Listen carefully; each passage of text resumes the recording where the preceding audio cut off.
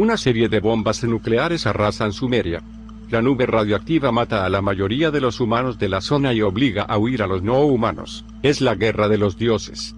Esto es historia. Esta es la historia que no nos han contado. Esta es la historia responsable del pasado, del presente y del futuro inminente que es casi presente. Huella nuclear en la península de Sinai. Hay que empezar por leer, entender, aceptar las más de 20.000 tablillas sumerias de escritura cuneiforme encontradas en Irak en su mayoría hace más de 100 años. Unas 250 personas que leen sumerio se han dedicado a su traducción. A la cabeza Zecharia Sitchin, que ha dedicado casi toda su vida a esta labor. La conclusión de estas traducciones es sencilla. Hace miles de años, entre 10.000 y 450.000 años, la raza Anunnaki llegó a la Tierra en busca de minerales necesarios, entre otras cosas, para reparar su débil atmósfera. El oro fue su mejor hallazgo, el humano su segundo. Cansados de trabajar extrayendo el oro, decidieron manipular genéticamente al humano y convertirlo en su trabajador. A cambio, los Anunnaki enseñaron al hombre a cultivar la tierra y a construir casas. Dicen las tablillas que los Anunnaki modificaron genéticamente al hombre mono y lo convirtieron en humano. El origen del origen es donde no hay posibilidad de confirmación, pero la historia posterior, la del control de la población humana, se ha quedado clara en las tablillas, porque muchas de ellas fueron escritas en presente, ordenadas por los dioses a sus escribas humanos. A partir de hoy este blog va a dedicar una gran parte de su labor a hacer una exposición y por lo tanto, entablar una discusión, sobre las razas que han dominado y dominan en este planeta, así como aquellas nuevas que podrían estar interesadas en dominarlo. No voy a entrar a discutir si existen o no los seres no humanos. Desde el estudio y mi experiencia personal, doy por sentado que hay seres superiores a nosotros que llevan el control o el descontrol de la raza humana. Lo que nos interesa saber es quiénes son unos y otros, cómo nos manipulan y cómo debemos de desenvolvernos en estos momentos claves de la evolución en nuestro planeta. Es este un tema complejo que merece abordarse con el máximo rigor, así que intentaré presentar opiniones de estudiosos del tema que nos ayuden a aclarar ideas. Por lo que he estudiado hasta ahora, estoy a favor de la teoría de Zecharia Sitchin, o sea, que los Anunnaki existen. Su planeta Nibiru va y viene en nuestro sistema solar y ahora está de vuelta. Acabo de leer su último libro, El fin de los días Armagedón y las profecías del retorno. A la pregunta de cuándo regresará Nibiru, mi opinión es que ha decidido no jugarse la vida con su respuesta. En el año 93 falleció uno de los grandes buscadores de Nibiru, Robert Sutton Arrington, un astrónomo brillante, de un cáncer, a los 50 años. Al propio Sitchin le pareció una muerte bastante extraña, ya que lo tenía por un hombre joven y vigoroso. Al parecer y de repente había dejado de interesarse por el tema de Nibiru, al que había dedicado tanto tiempo, aunque uno de sus últimos artículos demostraba todo lo contrario. Sitchin plantea un retorno de Nibiru abierto, que va desde finales de este nuevo siglo hasta finales de este nuevo milenio. Eso nos deja un margen de entre 80 y 900 años. Él considera el año 560 AC, como la última vez estuvo presente Nibiru, dado que fue cuando el último dios Anunnaki partió de la Tierra. Sin embargo, esa fecha no corresponde con los acontecimientos catastróficos terrestres asociados a la entrada y salida de Nibiru, como los que sí ocurrieron alrededor del 1650 AC, fecha que haría coincidir el retorno del planeta en sus 3650 años de elíptica con la fecha en que vivimos. Mi opinión, después de leer el libro, es que Sitchin está jugando con el discernimiento del lector, para salvaguardar su vida, a sabiendas que su opinión, respetada por un gran público, podría causar un verdadero revuelo en la sociedad, y por lo tanto, estaría poniendo en evidencia los planes de poder de la raza que controla a la raza humana. Si no, no se comprende a qué viene tanto bombo y platillo para publicar un libro sobre el retorno de Nibiru. Hay una especie de amnesia colectiva, que le ha entrado a muchos astrónomos, interesados desde mucho tiempo, en Nibiru Planeta X, buscado durante cientos de años, con multitud de referencias arqueológicas y que ahora, de repente, ha dejado de interesar. Algo huele a chamusquina. De todas maneras, Sitchin no es la única persona que habla de Nibiru. La llegada del planeta ha sido anunciada por algunos profetas de los que hablaremos más adelante, Muchos otros estudiosos del tema y muchos personajes que han estado o están dentro de proyectos secretos de los gobiernos, algunos de ellos asesinados, como el coronel Phil Schneider, y que han sacado a la luz muchos datos interesantes, tales como Henry Deacon, el político noruego, entrevistados por Bill Kerry del proyecto Camelot, cuyas entrevistas son una fuente vital de información. Por lo tanto, voy a dedicar parte del tiempo a recopilar y, si es necesario, traducir aquellos que considere más relevantes, en esta mi lucha personal por acabar con los secretos de Estado. Entiendo que todo lo que nos ayude a aclarar quiénes son los que nos controlan y sus personalidades, nos ayudará a entender cómo funciona nuestro planeta y, por lo tanto, los intereses que están detrás de los movimientos políticos, económicos y bélicos. Tal vez incluso nos ayude a liberarnos y a convertirnos en seres humanos independientes y dueños conscientes de nuestro libre albedrío. Secharia Sitchin nos ha revelado a los Anunnakis. David Icke nos ha desvelado a los reptilianos en el gran secreto. ¿Son los mismos? Antes de presentar una discusión entre estudiosos, presentaré a los estudiosos y sus opiniones. Empezaré por Michael Sokolov, que a pesar de su juventud, es todo un prodigio. En una de sus disertaciones filosóficas, un trabajo escolar universitario supongo, establece por primera vez una variación en las explicaciones de Sitchin sobre el conflicto Anunnaki. Reconozco que me sorprendió su agudeza y ha revuelto con bastante coherencia la historia contada por las tablillas. Su disertación es muy larga, así que la iré poniendo por partes.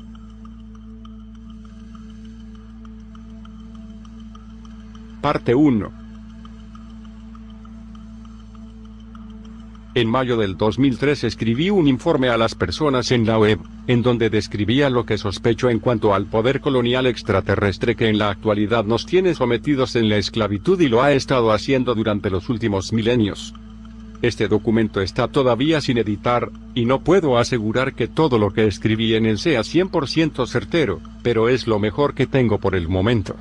Todavía me hace falta editarlo y mejorarlo, apoyando las hipótesis con más hechos y evidencias, para convertirlo en un libro.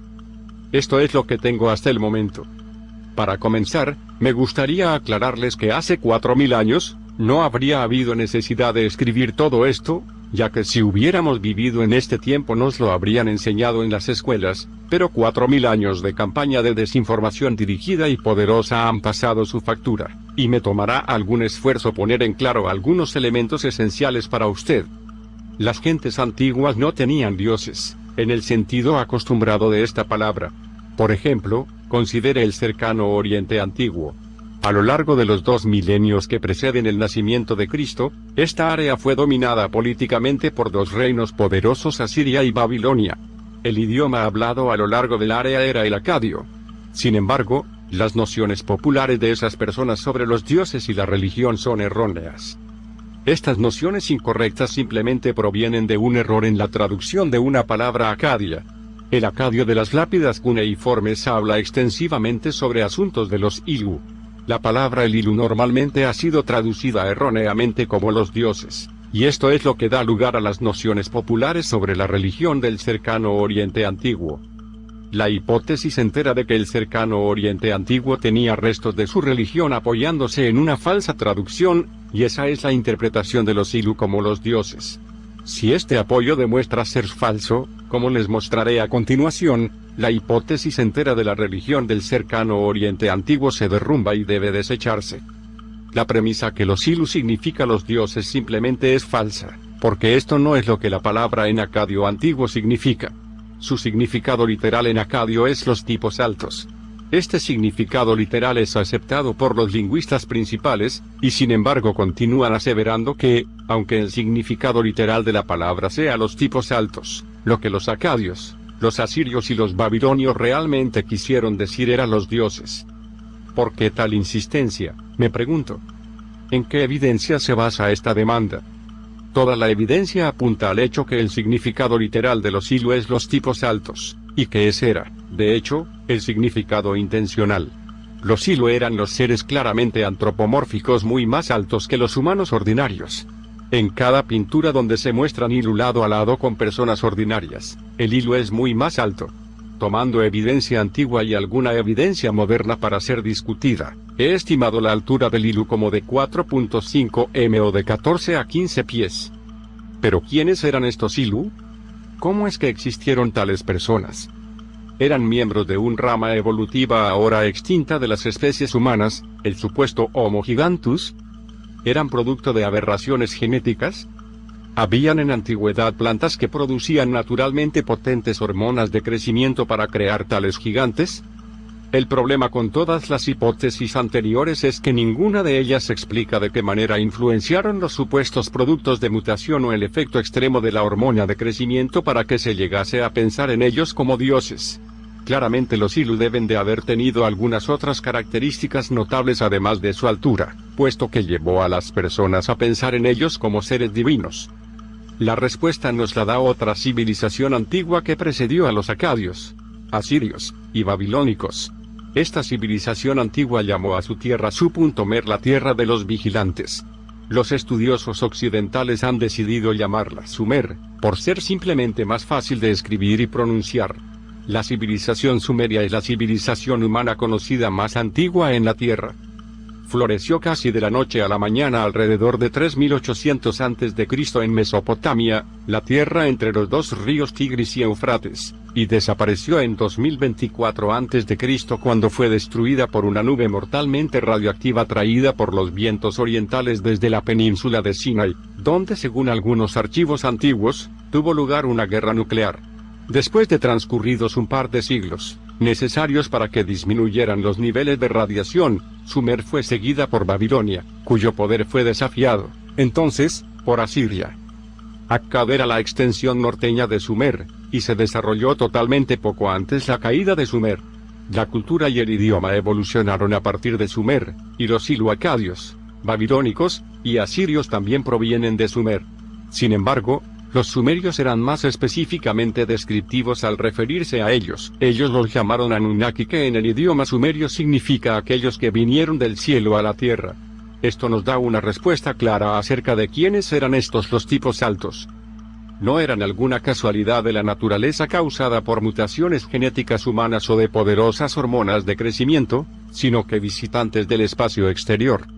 Como si para convencernos que ellos sabían sobre lo que hablaban. Los sumerios antiguos dejaron para nosotros innumerables pinturas de aviones, cohetes, y otros vehículos para volar a través de la atmósfera y del espacio.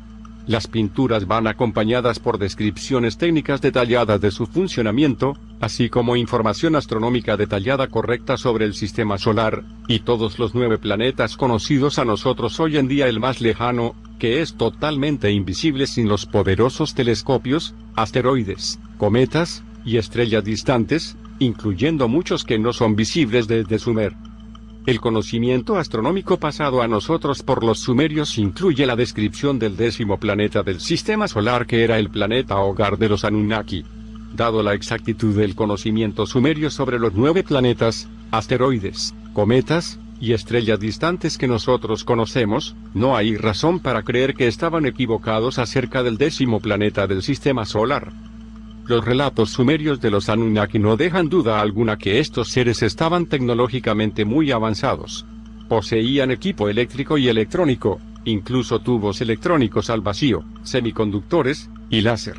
Eran muy adelantados en sistemas de comunicación de radio, computadoras, robots, avión, cohetes, y satélites artificiales. Tenían plantas de energía nuclear y armas, y estaban comenzando a experimentar con dispositivos de antigravedad. El resultado fueron sus muchas construcciones megalíticas. También habían avanzado altamente en tecnología biomédica. Claro, esto es de esperarse, ya que es necesario tal nivel avanzado de tecnología para los viajes interplanetarios. No es, entonces, de extrañarse que, al descubrir las tablas sumerias de arcilla a mediados del siglo XIX, los hechos descritos en ellas parecían magia. Por eso, estos textos fueron etiquetados como mitológicos, y las referencias a los Anunnaki, Din.Gir, Il-U, y otros nombres por los que los visitantes espaciales eran conocidos, se interpretaron como teológicos. Pero si las escrituras sumerias eran mitos, ¿cómo es que han venido a contener detalles correctos sobre ciencias y tecnologías que nosotros hemos recién, con mucho esfuerzo, redescubierto solo muy recientemente, y otros que todavía no hemos conseguido echar a andar hasta el momento? ¿Cómo es que ellos pudieron pintar y describir dispositivos los cuales el dogma conocido no acepta que pudieran haber tenido, como son los tubos electrónicos al vacío electrónicos, aviones y cohetes? ¿Cómo podrían ellos saber detalles de Urano y Neptuno que nosotros hemos redescubierto recientemente con la misión del Voyager 2? El dogma conocido como historia aceptada no proporciona ninguna respuesta, y ya es tiempo para irlo desechando. En ausencia de evidencia contrario, sería bueno comenzar a creer a los sumerios y lo que ellos dejaron escrito sobre los Anunnaki. Existe otra razón del por qué se pensaba en los Anunnaki como dioses. Ellos fueron nuestros creadores. Según los archivos sumerios, los Anunnaki aterrizaron primero en la Tierra hace aproximadamente 450.000 años, en un tiempo en que la evolución de la Tierra estaba en el punto de los homínidos. Los Anunnaki vinieron a la Tierra, no para jugar a ser Dios, sino por una razón más práctica: para recolectar minerales para el uso en su planeta hogar. La dificultad de minar pronto se hizo demasiado duro para ellos, y entonces tuvieron la idea de crear un trabajador esclavo. El gobernante de su planeta hogar, Anu, le dio la orden a su hijo Enki, quien trabajaba en la misión de la Tierra como principal científico genético, crear, a través de la ingeniería genética, a un nuevo ser, el obrero esclavo. Este ser tenía que ser lo suficientemente adelantado como para que pudiese realizar trabajos complejos, es decir, más adelantado que cualquiera de los animales disponibles, pero también menos adelantado que los propios Anunnaki, para que estos pudieran justificar el no tratar a los nuevos seres como personas morales y poder usarlos como esclavos. La solución de Enki fue crear un genético híbrido entre los homínidos terrestres y los mismos Anunnaki. Después de muchos experimentos fallidos, recontados en detalle en la épica sumeria de Atasis, por fin tuvieron éxito. El resultado fue Homo sapiens. Los líderes Anunnaki encontraron que estos nuevos seres llenaban sus expectativas, y los pusieron a trabajar en las minas y en otras partes de sus colonias, que incluyeron la antigua Mesopotamia. Los primeros hombres trabajaron para sus dioses. La palabra semítica Abod, que se interpreta hoy como el culto, literalmente significa trabajan para. Ese fue el principio de la relación entre hombres y dioses. Los primeros hombres no rindieron culto a sus dioses, ellos trabajaron para ellos. ¿Cómo? Entonces evolucionaron los humanos de una raza esclava a una civilización. Esto pasó gracias a Enki. Mientras la asignación de Anu fue crear una raza de esclavos, en su corazón, Enki quiso más. Él quiso jugar a ser Dios, y crear a un ser a su imagen y semejanza, similar a él, no solo físicamente, sino también mental, intelectual, emocional, y espiritualmente, incluyendo todas las habilidades psíquicas. Y esto fue lo que hizo. Los otros líderes Anunnaki estaban, al principio, enfurecidos y trataron de destruir la creación de Enki. Sucedió que la última edad de hielo estaba por acabar en ese momento, y un gran diluvio barrió la Tierra. Fue un evento completamente natural, pero el líder Anunnaki Enlil decidió usarlo para librarse de la creación de Enki. Enki, sin embargo, frustró su plan salvando a un grupo de humanos guiados por uno que vino a ser conocido como Noé. La transformación del animal esclavo en la persona moral, inteligente y emocional que nosotros llamamos el ser humano se activó por Enki, quien concede un regalo de amor a sus criaturas. Esta casualidad se recuenta, con mucha distorsión, como de costumbre, en la Biblia. La serpiente nace en el hebreo original, que tiene muchos otros significados. Quien sedujo a Adán y Eva al pecado fue Enki. La fruta que ellos comieron no fue una manzana, ni cualquier otra fruta física en absoluto. La palabra la fruta usada allí tiene un significado sexual. Adán y Eva no comieron fruta, ellos hicieron el amor. El amor específicamente hecho, en lugar de meramente comprometido en la reproducción. Como todos saben, la conducta sexual humana es notablemente diferente de eso de cualquier otra especie. Los animales procrean meramente, los humanos hacen el amor. Esta diferencia es el resultado de lo que Señor Enki hizo a una pareja humana ese día en el Din. El nombre sumerio original del que el Edén bíblico fue derivado. precisamente como Enki predijo y planeó, concediéndoles a los humanos el hacer el amor sabiendo en el lenguaje del antiguo cercano oriente a los humanos fue un disparador que abrió el potencial espiritual más alto y una de las formas psíquicas de la emoción humana más alta llamado amor. Un hombre y una mujer ya no son animales, son ahora seres morales dotados de la capacidad más alta por conocer y amar. Todo esto fue gracias al señor Enki, a su hermanastra y compañera de amor ocasional, y compañera también en la creación del ser humano, la científico Anunnaki de la vida, Lady Ninmah, llamada también Mami, por los sumerios, la madre de todos los hombres. La palabra para madre es mamá, mami, o algo similar en cada idioma en la Tierra. Mientras inicialmente enfureció a los otros Anunnaki, incluyendo a Enlil, eventualmente aceptaron la hazaña de Enki. Les concedieron a los humanos los elementos esenciales de civilización y les permitieron vivir lado a lado con ellos. Los humanos se repartieron en 13 regiones: Mesopotamia, Egipto, el Valle Indo. Estas fueron las 3 civilizaciones humanas más antiguas. Los Anunnaki mantuvieron la cuarta región, Til.Mun, para ellos como su puerto espacial. Esta región lleva, hasta la fecha, el nombre de un líder Anunnaki. Nosotros lo llamamos la península de Sinai, pero lleva el nombre de un dios semítico antiguo, Sin.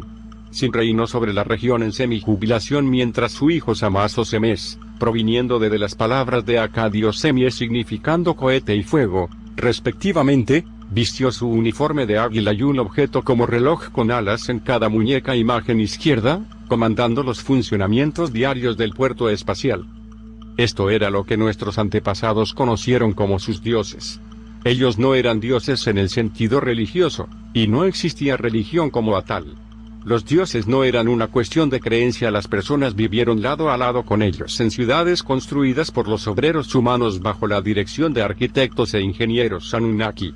Las personas podían ver y oír a sus dioses, y si eran privilegiados podían hasta tocarlos. Algunos humanos particularmente privilegiados consiguieron tener sexo con ellos. No había necesidad ciertamente a creer en ellos. Los dioses eran para los antiguos como son a nosotros hoy nuestros presidentes, parlamentarios, dictadores, u otras formas de gobierno. Ellos hacen leyes que nos dicen qué hacer, y puede, ya sea gustarnos o bien podemos detestarlos, pero no dudamos de su existencia. Podemos ver y oír al presidente en la televisión. Los Anunnaki tenían ciertamente también radio y televisión. Algunas personas consiguen el privilegio de estrechar su mano, e incluso una interna logró intimar con el presidente. Esto es lo que los dioses eran a nuestros antepasados. Los llamados templos eran literalmente casas de dioses, llenas de artefactos tecnológicos como son nuestras casas hoy, y que, ciertamente, parecían mágicos a nuestros antepasados, y siempre que los dioses volaban, siempre usaban avión, no magias o palos de escoba. La última clarificación que necesitamos hacer sobre los dioses Anunnaki es considerando su inmortalidad. Los antiguos, de hecho, pensaban en sus dioses como inmortales. Sin embargo, no eran inmortales en sentido sobrenatural. Ellos podían morir en un accidente o una guerra, y la radiación era también mortal para ellos como lo es para nosotros. Cuando la nube radiactiva de la explosión nuclear en la península de Sinai flotó encima de Sumer, los dioses corrieron por sus vidas. Su llamada inmortalidad era, para nosotros, su sumamente largo e indefinido período de vida. Por ejemplo, Enki llevó el primer grupo de Anunnaki que aterrizó hace aproximadamente 450.000 años en la Tierra, y todavía estaba por acá en el año 2024 a.C. después de que Sumer fue envenenada por la radiación, cuando, arriesgando su propia vida, Enki atravesó la Tierra envenenada en un intento de salvar a las personas que quedaron allí. El investigador Zecharia Sitchin cree que la duración del período de vida de los Anunnaki era el resultado de cómo evolucionó la vida en su planeta hogar, el cual completa su órbita alrededor del Sol en 3.600 años terrestres, lo cual hace que 3.600 años terrestres sean apenas un año del suyo. Neil Freer defiende, sin embargo, que los Anunnaki probablemente extendían sus vidas a través de una tecnología biomédica avanzada. Los textos antiguos también relatan que los Anunnaki reavivaron, en algún momento, personas muertas. Esto suena a sobrenatural, pero hay que tomar en cuenta que era difícil para los antiguos establecer cuándo exactamente estaba muerta una persona. Quizás aquellos que fueron reavivados con éxito, reavivados por los Anunnaki, no estaban verdaderamente muertos. La relación entre dioses y hombres era como lo he descrito anteriormente, no solo en Mesopotamia, sino que a través de todo el mundo antiguo. Muchas personas piensan en el mundo hoy como un pueblo global. Esto era aún más en la antigüedad. Los Anunnaki podían volar un avión hacia cualquier parte del mundo fácilmente, tal y como nosotros lo hacemos en la actualidad. Ellos tenían la ventaja de que tenían al mundo entero bajo un solo mando, el suyo, lo contrario al mundo de hoy, que está amargamente dividido por la política y religión. Los dioses de todas las otras tierras eran los muy mismos Anunnaki, solo que a veces eran conocidos por nombres diferentes en los idiomas diferentes. El Ra egipcio era Marduk, su padre Ta era Enki, su hermano Tot era Ningisida. Los Anunnaki tenían, a veces también, sus propias riñas políticas, y las divisiones o separaciones ocasionales ayudaron a expandir la civilización a lo largo del mundo. La civilización antigua de Mesoamérica fue comenzada después de que Tot fuese derrocado por Marduk/Ra. Tot dejó Egipto con sus seguidores fieles y atravesó el océano de Pacífico hacia Mesoamérica, donde se convirtió en el dios Quetzalcóatl. Después de que los líderes de Anunnaki aniquilaran su propio puerto espacial en la península de Sinaí con armas nucleares, Enlil fue a América del Sur a buscar nuevos metales, minando, construyendo y operando, refinando, y construyendo nuevos medios del embarque espaciales junto con su hijo, conocido en el antiguo Medio Oriente como Iskur, Adad, o Tesub, volviéndose allí conocido como Viracocha. Como he venido a poseer tal conocimiento increíble sobre el mundo antiguo, estando en contraste total con los dogmas enseñados en las escuelas a lo largo del mundo, para dar el justo crédito donde es debido, el asombroso trabajo de recuperar este conocimiento olvidado y suprimido por la censura y las instituciones de poder de hoy lo hizo el gran estudioso Zecharia Sitchin, quien nació en Rusia, se crió en Palestina, fue educado en la Escuela de Economía de Londres, y vive ahora en Nueva York. Construyendo y recopilando información durante 60 años de investigación, escribió 9 libros en los que ha perfilado su mirada fresca en las antiguas escrituras de alrededor de todo el mundo en su forma original, sin la interpretación dogmática de las instituciones establecidas, y escribió las crónicas de la historia de la Tierra y civilización humana como los antiguos lo grabaron. Su trabajo ha servido como una pilar para el trabajo de muchos otros investigadores, incluso Alan Alford, Neil Freer, Jim Marrs, y yo. Armado con lógica apropiada de quién los dioses antiguos realmente eran, ahora podemos hacernos directamente la pregunta de por qué no los vemos a ellos ni a sus avanzadas tecnologías entre nosotros, y por qué no los hemos visto durante los últimos siglos. ¿Dónde se fueron? Zecharia Sitchin no contesta ni se hace esta pregunta, y termina el relato de sus crónicas de tierra en el año 2024 a.C. Neil Freer y Jim Marrs han intentado contestar esta pregunta, pero su investigación en esta área era muy superficial. Encontrar la respuesta a esta pregunta ha sido una de mis tareas primarias de investigación el último año y medio. En el transcurso de mi investigación he encontrado que toda la evidencia apunta a que los dioses Anunnaki fueron vencidos y forzados fuera de la tierra por el dios Yahweh/Jehová de la judeo-cristiandad en el periodo alrededor de 2000 a.C. al 1000 DC. El problema empezó alrededor del 2000 a.C. cuando los Anunnaki estaban luchando entre ellos sobre si el hijo de Enki, Marduk, conseguiría su deseo de tomar el mando sobre los asentamientos humanos de los otros dioses Anunnaki. En ese tiempo, algo muy extraño le estaba sucediendo a un hombre de descendencia sumeria llamado A.Ram. Él recibió las instrucciones de algún dios de mutilar su genital y hacer el mismo a todos los varones en su casa y todos sus descendientes. Desafortunadamente, el único documento conocido hasta ahora que relata este evento directamente es la Biblia hebrea que, como les demostraré en un momento, ha sido editada de una manera muy perjudicial. Se atribuyeron los hechos de muchos dioses diferentes al presunto dios, haciendo muy difícil de determinar hoy en día realmente qué dioses hicieron, a menos que hubiera otro documento aparte de la Biblia que relacione este evento, ya que todos los otros documentos antiguos son muy más claros identificando a los individuos involucrados, ya sean dioses u hombres. Las instrucciones de la mutilación corporal hacen muy improbable el hecho de que el dios que las dio fuera uno de los Anunnaki, ya que no existe evidencia alguna de que cualquiera de los Anunnaki haya actuado alguna vez con tanta crueldad insensata. No podría nombrar a ningún líder Anunnaki que hubiese deseado que cada hombre, generación tras generación, aun cuando no sea generalizado en la Tierra, solo en una nación, el sufrir esa mutilación y tortura insoportable que, indudablemente dejará cicatrices para toda y lo priven para siempre de la habilidad de disfrutar el sexo plenamente. El prepucio del pene es el tejido erógeno primario en los hombres, y su levantamiento reduce grandemente el placer sexual para ambos compañeros, haciendo incluso en algunas ocasiones que resulte hasta dolorosa tener sexo. La circuncisión es una atrocidad contra la humanidad y contra la naturaleza. Los varones de todas las especies en tierra que tienen penes tienen prepucios. Está allí por una razón, y el único motivo posible para pedir su mutilación, para la cual no existe absolutamente ningún beneficio, es un deseo de causar daño, dolor y sufrimiento a las personas. El Dios que dio tales instrucciones a Abraham debe de haber sido uno muy malo. La lógica sugiere que este Dios era el Dios Yahweh del judaísmo, pero hay prueba directa de esto hasta ahora. Una de las direcciones principales en mi investigación actual es determinar con certeza la identidad del institutor de la mutilación del pene hebrea, pero todavía no la he completado.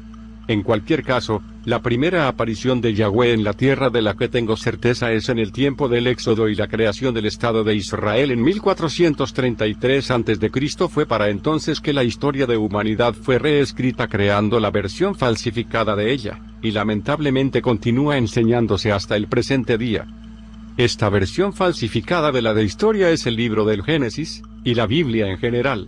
Promulga el dogma de un Dios que creó el universo.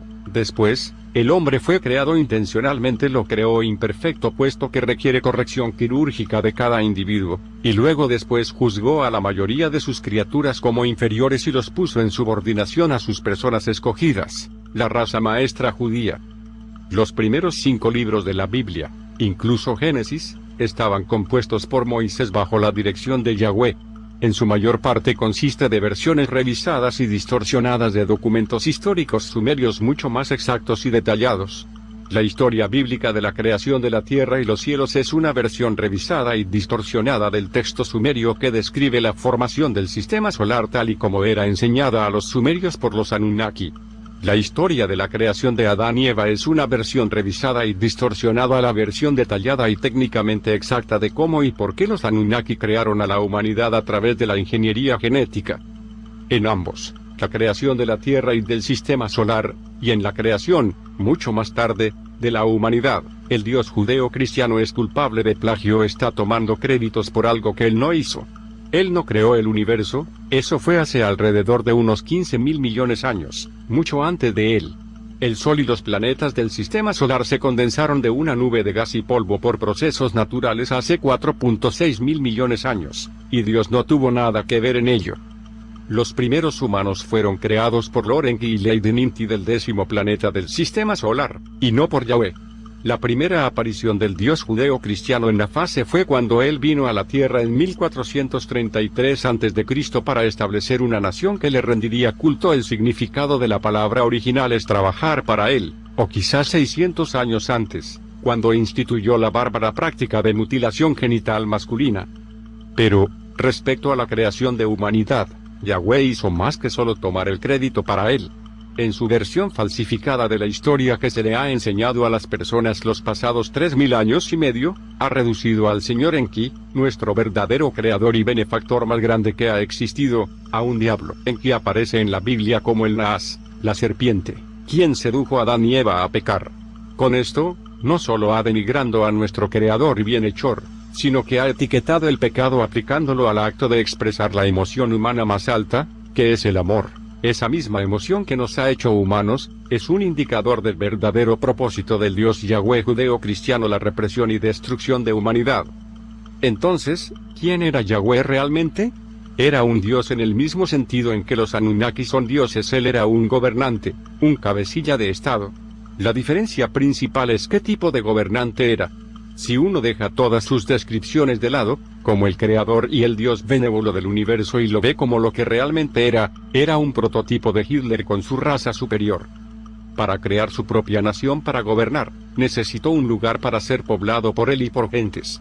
escogiendo para ello un linaje de personas con órganos genitales mutilados que trabajaban en Egipto. Él los llevó fuera de Egipto hacia la tierra palestina que había escogido para hacer su estado de Israel. Claro, la tierra no estaba vacía, ya que había personas viviendo allí. ¿Qué hicieron bajo la guía de Dios Yahweh estas personas escogidas a las personas oriundas de ese lugar?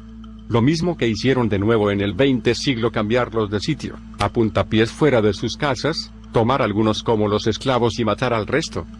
Como los Anunnaki, él era también una fuerza física real, no un mito en las mentes de las personas.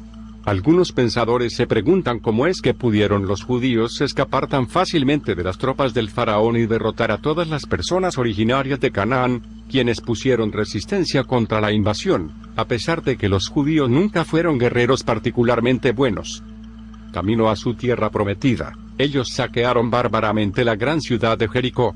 Esta fue ciertamente una indecible atrocidad. Jericó era la ciudad más vieja de la tierra, construida alrededor de 8500 a.C., en un tiempo en que las personas todavía no habían aprendido a vivir una vida de pueblo, mucho menos construir una ciudad totalmente desarrollada.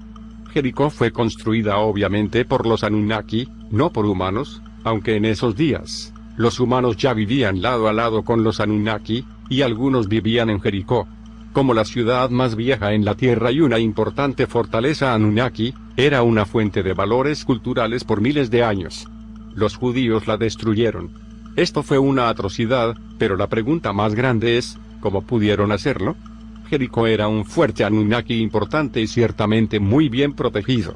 ¿Cómo pudo una chusma armada con armas no más avanzadas que hachas, lanzas y flechas vencer a una ciudad Anunnaki fortificada con guardias armados con armas láser? Los judíos mismos dicen, por supuesto, que su Dios Yahweh les ayudó a hacerlo. Y de hecho así fue. Una cuidadosa lectura de la Biblia revela que cuando los judíos estaban marchando de Egipto hacia su tierra prometida, había un UFO volando sobre sus cabezas. Los relatos del otro lado del conflicto confirman esto. Yahweh fue, de hecho, responsable de las atrocidades que dirigió, y fue su nave la que venció las defensas puestas por los pobladores originales de Canaán y sus líderes Anunnaki.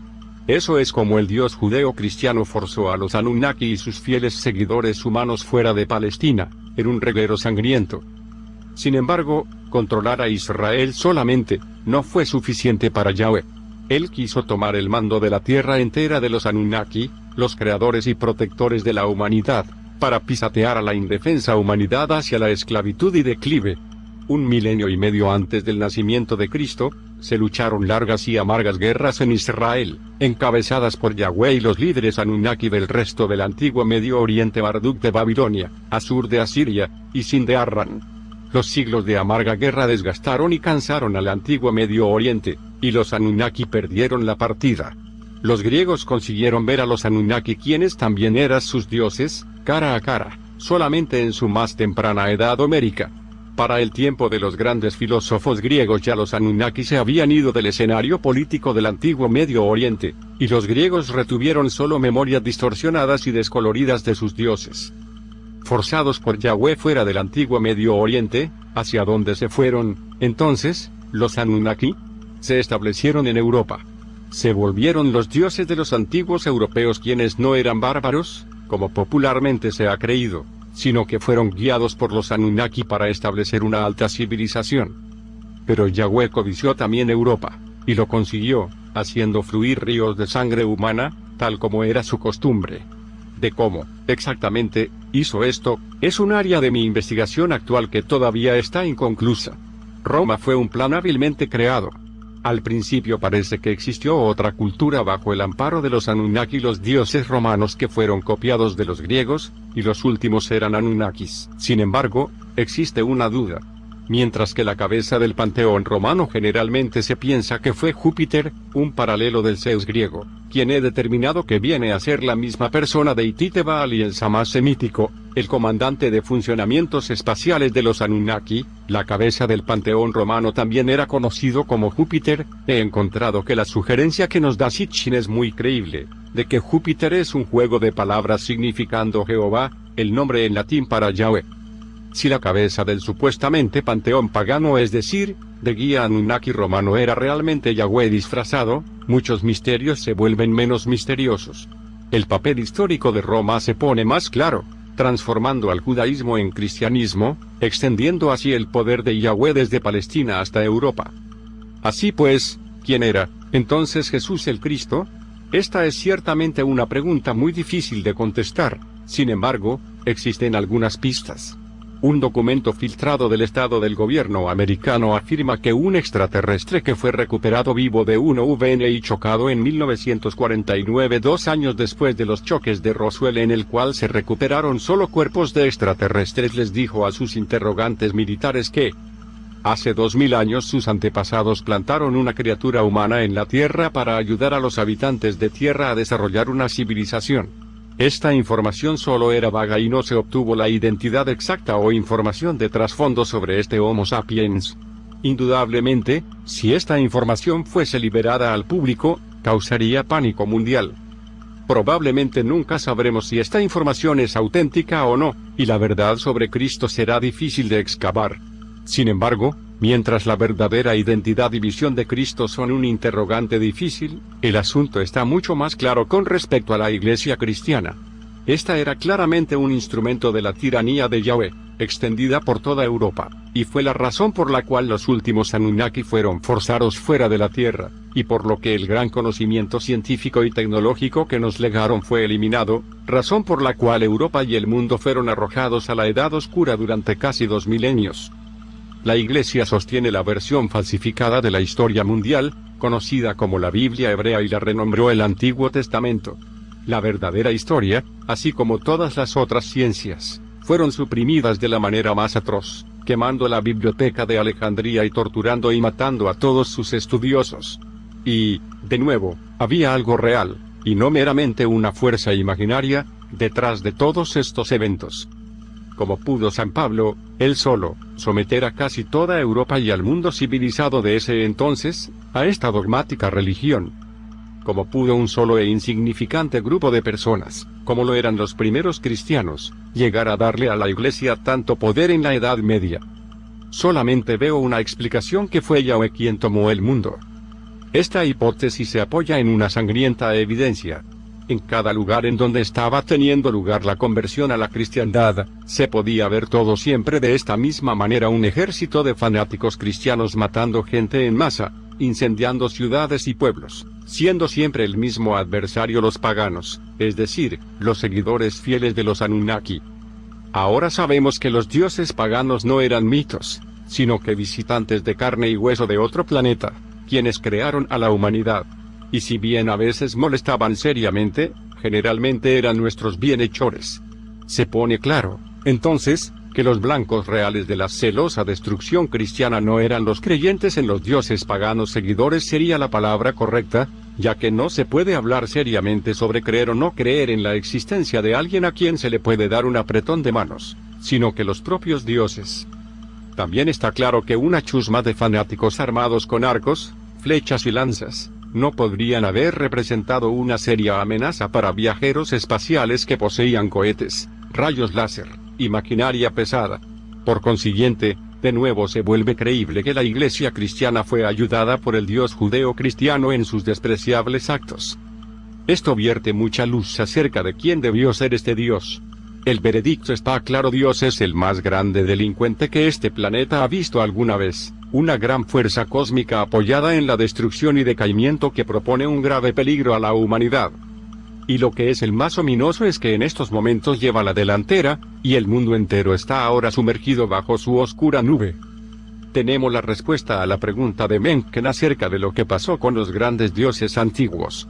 Primero, ellos fueron forzados fuera del Medio Oriente antiguo, y luego después fuera de Europa. Su último hogar en la tierra fue la antigua Rusia, y cuando ésta también fue cristianizada a fuego y espada, los dioses tuvieron que dejar la tierra y partir en sus cohetes. Muchos de ellos probablemente regresaron a su planeta de origen, pero otros pudieran estar más cerca, es decir, no más lejos que la Luna. Sí, la Luna. Allí existe suficiente evidencia de la existencia de bases pertenecientes a agentes no humanos inteligentes, y los recuerdos antiguos de los dioses proporcionan fuertes pistas acerca de quiénes son estos agentes. Un dios Anunnaki muy conocido es el semítico cuyo nombre sumerio original era Nannar. Él siempre fue considerado el dios de la luna. Dadas las prácticas y absolutamente no sobrenaturales que han resultado ser las características de los viejos dioses antiguos bajo un cuidadoso escrutinio, existen buenas razones para creer que el título de Nannar sin el dios de la luna tenía un significado literal. Él era el comandante de la base en la luna. Y el hecho más fascinante es que hay evidencia que él todavía se encuentra allí en la actualidad. Para los hititas, Nannar era conocido como Él era la cabeza de su panteón, cuyos otros miembros prominentes eran su esposa Aseran Ningal y sus hijos Baalutu Samas y Anatinanna Istar. La palabra del también existe en hebreo donde significa Dios, viniendo del acadio Ilu. Aparece en la Biblia, y una de mis áreas de investigación actual es la de indagar si en algunos de los casos, esta palabra, en la Biblia supuestamente monoteísta, realmente pudiera referirse al dios Anunnaki Nannar Sin. Hay más todavía. La historia registra que un hijo del alto sacerdote Sin el de su ciudad de Arran bajó a la península árabe para comenzar un culto a su dios allí, y estaba allí y fue allí entonces que el nombre de él fue metamorfoseado a Alá. Nannar, Sin, Él, y Alá son toda una misma persona, el hijo del primogénito de carne y hueso de Enlil, un Anunnaki quien fue puesto a cargo de la base en la luna. Por supuesto que esto no es lo que los musulmanes piensan de Alá, aunque lo reconocen como el dios de la luna, y hay suficiente simbolismo de la luna en el Islam. Mahoma convirtió a Alá básicamente en otro Yahweh. Y es mi creencia que esto no sucedió sin el sucio involucramiento de Yahweh. La evidencia habla por sí misma. Mientras Europa es obviamente muy importante en el mundo actual, el Medio y Cercano Oriente también es una región vital y sumamente importante. Es, después de todo, la cuna de civilización. Para tener el dominio mundial, no es suficiente controlar solo una parte del mundo, aunque sea una parte importante. Uno debe controlar el mundo entero. No es suficiente para Yahweh controlar Europa e Israel a través de la judeo-cristiandad, sino que también necesita controlar el Medio y Cercano Oriente a través de Islam. Tomó provecho de la situación. Después de que los Anunnaki dejaron el Cercano y Medio Oriente, las personas que vivían allí continuaron rindiéndoles culto. El jefe de ellos en ciertas tierras era Sin el Aka Alá. Y así, las cartas se jugaron hacia las manos de Yahweh. Él simplemente asumió la identidad de Alá, y envió a Mahoma para crear una nueva religión en la cual Alá se volvió otro Yahweh. El verdadero Nannar Sin el ya no andaba cerca para protestar el robo de su identidad. El cronometraje confirma mi hipótesis. Todo esto estaba sucediendo exactamente al mismo momento que Europa y Rusia caían en el oscurantismo de la cristiandad. ¿Qué evidencia tengo de que Nannar Sin ya está actualmente en la luna con su compañía entera? Además de la evidencia general para una base activa no humana en la luna, se rumora ampliamente en ciertos círculos que los astronautas americanos no fueron muy bienvenidos por los operadores de esta base. Simplemente, los yanquis fueron informados de que no eran bienvenidos en la luna y que debían regresar de donde llegaron. Como resultado de esto, el programa de la luna fue apresuradamente abandonado. Yo también sospecho que los soviéticos nunca fueron allí, no porque ellos no pudieran, sino porque ellos ya sabían de esto. Si la base de la luna está bajo comando Anunnaki como sospecho, su falta de hospitalidad hacia los embajadores del tío Sam es bastante comprensible. El imperialismo americano actual, odiado por el resto del mundo, está etiquetada como conspiración judía por muchos, y que es casi ciertamente un tentáculo de Yahweh. La meta a la que sirve es la meta de Yahweh, la destrucción de humanidad a través de la esclavitud y el deterioro de las cualidades que nos hacen humanos, las cualidades que Señor Enki nos dio al hacernos seres morales. Yahweh realmente debe de estar muy agradecido con el sistema americano, ya que ha elevado su sucio trabajo a nuevas alturas con sofisticadas técnicas como son las mutilaciones de pechos y mutilaciones gastrointestinales y químicas. Y la estadística en la tasa de circuncisión y el nivel de influencia judeo-cristiana en la vida cotidiana en el Estados Unidos y el resto del mundo occidental nos revelan mucho. Y sin embargo, todavía podemos ganar. Podemos derrocar a Yahweh y liberar la tierra de su oscuro reinado. La batalla se termina hasta que no esté muerto el último soldado. A pesar de que él está sosteniéndola actualmente la batuta sobre los Anunnaki, nosotros todavía podemos recobrar nuestro planeta. Hitler tuvo a toda Europa y una gran parte de la URSS bajo su mando, y aún así fue derrotado. Fue derrotado por el heroísmo de los soviéticos, quienes dieron sus vidas para liberar al mundo del Tercer Reich, otra de las venturas de Yahweh. Y todavía no ha muerto el último soldado en la batalla para salvar al mundo del Dios de oscuridad. Ningún tirano es invencible. No importa cuánto clama Dios ser omnipotente, no lo es. La Madre Tierra ha sacado adelante a grandes guerreros y grandes mentes, y sacará adelante a más. Nada es imposible para la mente humana, y nosotros podemos crear armas y tecnologías no menos que aquellas de los Anunnaki y luchar con ellos contra nuestro enemigo. Nuestros aliados en este forcejeo, los Anunnaki, no están muertos. La base de la Luna todavía se sostiene muy bien, y su personal no está, ciertamente, perdiendo tiempo. No hay duda que ellos están trabajando en modos de lucha contra Yahweh tanto como nosotros somos. Y como la órbita del 10º planeta, el planeta hogar de los Anunnaki, lo trae cerca de la Tierra cada 3600 años en el pasado, lo hará de nuevo, ya que Yahweh no es el legislador del universo y no puede repeler la ley universal de gravedad. Juntos, nosotros podemos ganar. Las personas de luz de todos los planetas, únanse. Parte 2. Aquí hay algo que recientemente escribí, que explica un poco más.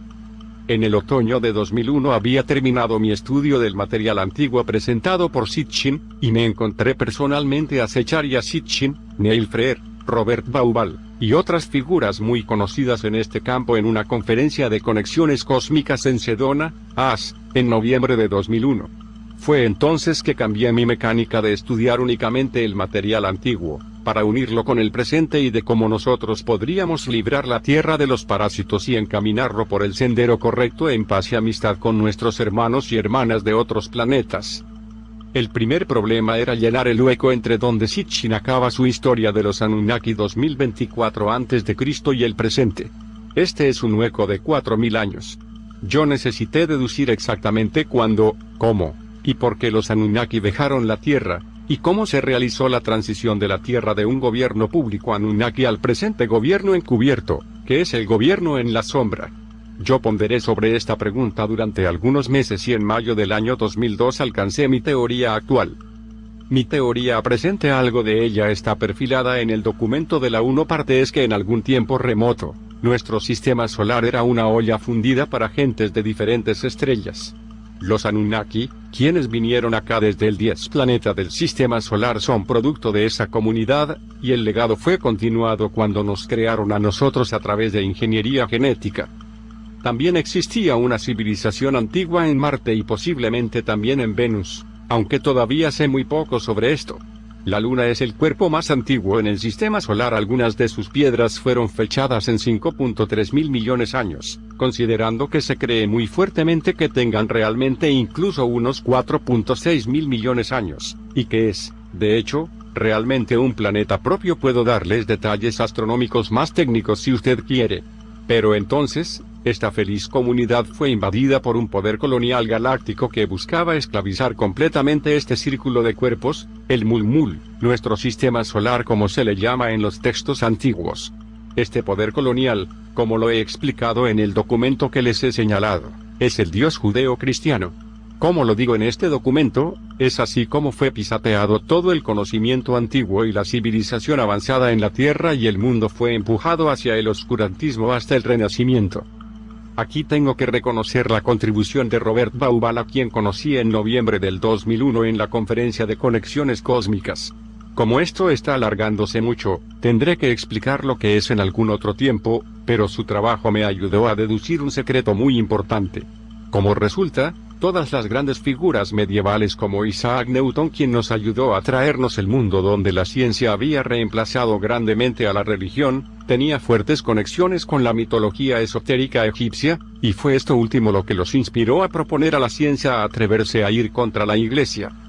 Como expliqué anteriormente, contrariamente a lo que se nos ha enseñado, nadie excepto los judeo-cristianos han tenido una religión en el sentido de opio para el pueblo. Los antiguos sumerios, los babilónicos, los egipcios y otros no tenían religiones dogmáticas. Sus enseñanzas no eran la fe sino que el conocimiento, en el sentido científico y la verdad en lugar del dogma. Sus dioses realmente no eran dioses, ya que no eran algunos espíritus sino que extraterrestres mundanos de carne y hueso. Y los dioses egipcios eran los mismos dioses Anunnaki sumerios, y los textos esotéricos egipcios antiguos no eran otra cosa que el complejo conocimiento científico de los Anunnaki. Ese fue el origen del Renacimiento. Le debemos nuestro conocimiento científico de hoy principalmente a una revolución religiosa en la cual algunos se atrevieron a desertar del dogma católico y convertirse a la religión egipcia, que realmente no era en absoluto una religión, sino un sistema antiguo y difícil de comprender, de un conocimiento científico. La razón por la cual es tan importante esta revelación es su implicación política, o debo decir quizás exopolítica. Así como la biología es que el estudio de la vida y exobiología es el estudio de la vida extraterrestre, de la misma manera como la política el estudio de relaciones de poder entre las naciones de la Tierra, así la exopolítica es el estudio de relaciones de poder en el espacio exterior. Piense en esto. Parece que, por lo menos en esa fase temprana, las metas de los yahwistas eran dar de sacar a puntapiés a los Anunnaki de la Tierra y mantener a la humanidad con la cara en el retrete. La judeocristiandad tuvo mucho éxito con eso durante muchos siglos. Pero, ¿por qué repentinamente soltaron a la humanidad? ¿Por qué no nos quedamos en la Edad Media? Y la pregunta realmente importante es, si ellos realmente soltaron el poder, o no. Y yo creo que la respuesta es no. Desafortunadamente ellos nunca dejaron el mando. Ellos todavía están en el poder hoy en día, creo esto, basado en lo que está sucediendo en el mundo de hoy, lo que pasó a lo largo del XX siglo, y lo que pasó a lo largo de todos los siglos anteriores. Y aquí es donde sale a relucir mi fondo marxista. La teoría de Marx y Engels explica cómo la humanidad ha evolucionado desde las sociedades comunales primitivas, a través de la esclavitud y a través del feudalismo hacia el capitalismo, y cómo el capitalismo, siendo todavía inestable, debe dar paso primero al socialismo y luego al comunismo. Ahora, Engels siguió los pasos de Darwin y apoyó su teoría en la hipótesis de que nosotros emergimos del salvajismo. Yo no lo culpo por esto, porque en ese momento, ellos no sabían la realidad, pero ahora sí la sabemos. El conocimiento de Kellogg es resueltamente un programa de computadora refuta la macroevolución, y tenemos evidencia aplastante que el conocimiento avanzado y la tecnología de la antigüedad, verificando la teoría de Sitchin del origen extraterrestre de la civilización humana, la cual comenzó avanzada. Así es que las sociedades comunales primitivas de las que Marx y Engels escribieron no eran, después de todo, tan primitivas. El orden mundial esclavista que siguió está completamente de acuerdo con mi teoría que nosotros fuimos esclavizados por un poder colonial galáctico, y que el feudalismo medieval tenía claramente como vértice a la Iglesia Católica. Pero ¿qué hay de la predicción de Marx de que el capitalismo tiene que dar paso al socialismo y al comunismo? El razonamiento de Marx y Engels estaba claramente basado en la presunción de que la humanidad evolucionó por sí misma, libre de cualquier control externo. Así pues, el acuerdo o desacuerdo de sus predicciones con la realidad puede usarse para probar para la presencia o ausencia de tales mandos externos. En particular, puede ayudar la respuesta a la pregunta de si los reptiles yahwistas dejarán el control de la Tierra o no, en el momento en que el feudalismo dio paso al capitalismo, inmediatamente después del Renacimiento. Y aquí está mi teoría de lo que pasó.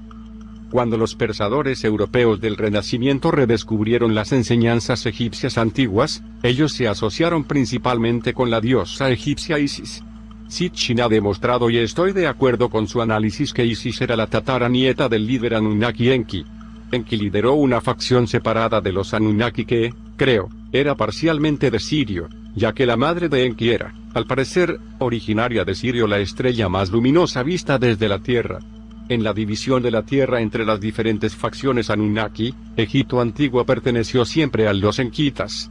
Fue este quien construyó las 3 grandes pirámides en la meseta de Giza. Los faraones intentaron copiarlos, construyendo todas las otras pirámides, pero ninguna de ellas podría ni siquiera acercarse a las 3 construidas por los dioses. Y la estrella Sirio fue siempre prominente en la tradición esotérica egipcia, y eso no es accidentalmente. ¿De qué manera es esto relevante? Parece ser que Isis era bastante valiente como para hacer múltiples esfuerzos por recuperar la tierra mucho después de ser esta tomada por los yahuistas, mientras que todos los demás Anunnaki huyeron en sus naves espaciales. Como resultado de esto, existe en la Tierra una ciudad pero muy conocida que lleva su nombre. Esa ciudad es París. París fue fundada alrededor de 300-200 a.C. y su nombre original en latín es Parisis, la ciudad de Isis. Este fue una de las pistas más críticas que me dio la conferencia de Robert Bauval. A la luz de este conocimiento y del hecho que Francia era un centro importante de iluminación, se acopló con algunos otros hechos curiosos. Por ejemplo, Joséphine, la esposa de Napoleón, se consideró una reencarnación de Isis, o que el francés ha copiado muchos elementos egipcios y el hecho que contemplaran construir sus propias pirámides de piedra. Podría construirse un caso para la hipótesis de que la iluminación/renacimiento, que debilitó significativamente a la Iglesia Católica, no era más que otro esfuerzo de los Anunnaki-enquitas/sirianos de recuperar este planeta de los yahuistas, el poder colonial responsable para el opio judeo-cristiano de los pueblos. Al parecer, este esfuerzo fue un éxito y un fracaso parcial. No fue completamente exitoso, ya que la Revolución Francesa no condujo un cambio del régimen permanente para devolver al antiguo Egipto a los Anunnaki. Pero fue un éxito parcial en cuanto a que el feudalismo dio paso al capitalismo. Efectivamente, el capitalismo es horrible, pero es un estado que no necesita controles externos, y además, el capitalismo salvaje es un estado transitorio inestable que tiene que dar paso a algo más. Marx predijo que al comunismo, pero desgraciadamente esa no es la única posibilidad, lo cual se los demostraré en un momento. Las contradicciones internas del capitalismo salvaje llevó a situaciones revolucionarias formando a Rusia y Alemania, pero los dos países tomaron caminos drásticamente diferentes. ¿Por qué? Es aquí donde vamos acercándonos a Roswell, como una guerra oculta entre los Anunnaki y los yahuistas tomando un nuevo giro. Creo que la Guerra Fría realmente era la misma guerra cósmica, con los soviéticos al lado de los Anunnaki y los americanos al de los yahuistas. Además, el post-guerra mundial y post-Roswell. La superpotencia americana no es otra cosa más que una continuación del Tercer Reich. Y Hitler era un judío. Esta teoría está basada en la ufología. Hay suficiente evidencia que el gobierno americano está trabajando con los malos. Si usted encuentra esto difícil de tragar, lea La Agenda Extranjera por Jim Marrs, o Sobre el secreto de la cima, el encubrimiento mundial de los ovnis por Timothy Gould. Y yo creo que estos malos son los mismos yahuistas. Aparte de ser esta la posibilidad más simple, hay dos conexiones que apuntan a ello. Estos son la conexión de la circuncisión del pene y la conexión de Cristo MJ12. La conexión con la circuncisión del pene fue Yahweh quien instituyó la mutilación del pene, comenzando con Abraham. Es ciertamente bárbaro y causa un gran daño, pero generalmente es considerado una marca. Una vez cuando yo estaba explicando esto a alguien, escuché esta objeción: ¿cuál es el punto de una marca en un lugar que nadie ve? Esta era una objeción válida y pensé durante algún tiempo sobre ello, cuando me llegó la respuesta: cuando usted es raptado por extraterrestres y lo revisan, el primer lugar que ellos buscan, ¿cuál es? En las mujeres parecen principalmente interesados en los ovarios, atizando a través del botón de la barriga, aunque el área vaginal también consigue un poco de atención, pero en los hombres van normalmente directamente al pene. Existe la posibilidad de que esa fuese la intención de la circuncisión, para que la marca fuese vista por ellos. Si esto es así, obviamente apunta a una conexión entre la antigua institución de la mutilación del pene y los raptos y abducciones del día presente realizados por extraterrestres que trabajan junto con el gobierno americano.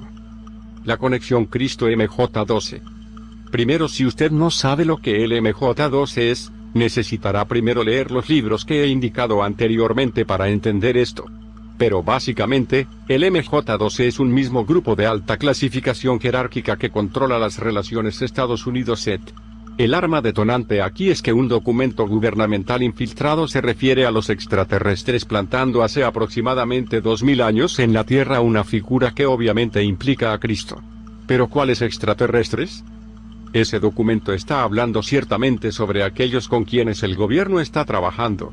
Y ya le he dicho lo que pienso sobre Cristo, un agente provocador del poder de los yahuistas coloniales en una misión para encaminar a la humanidad hacia la oscuridad, que es lo que hizo el cristianismo.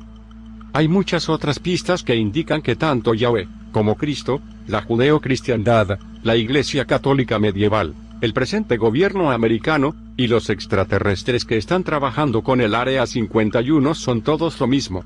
Han sido expuestas conexiones entre el Vaticano, el mafia italiana, y la CIA americana.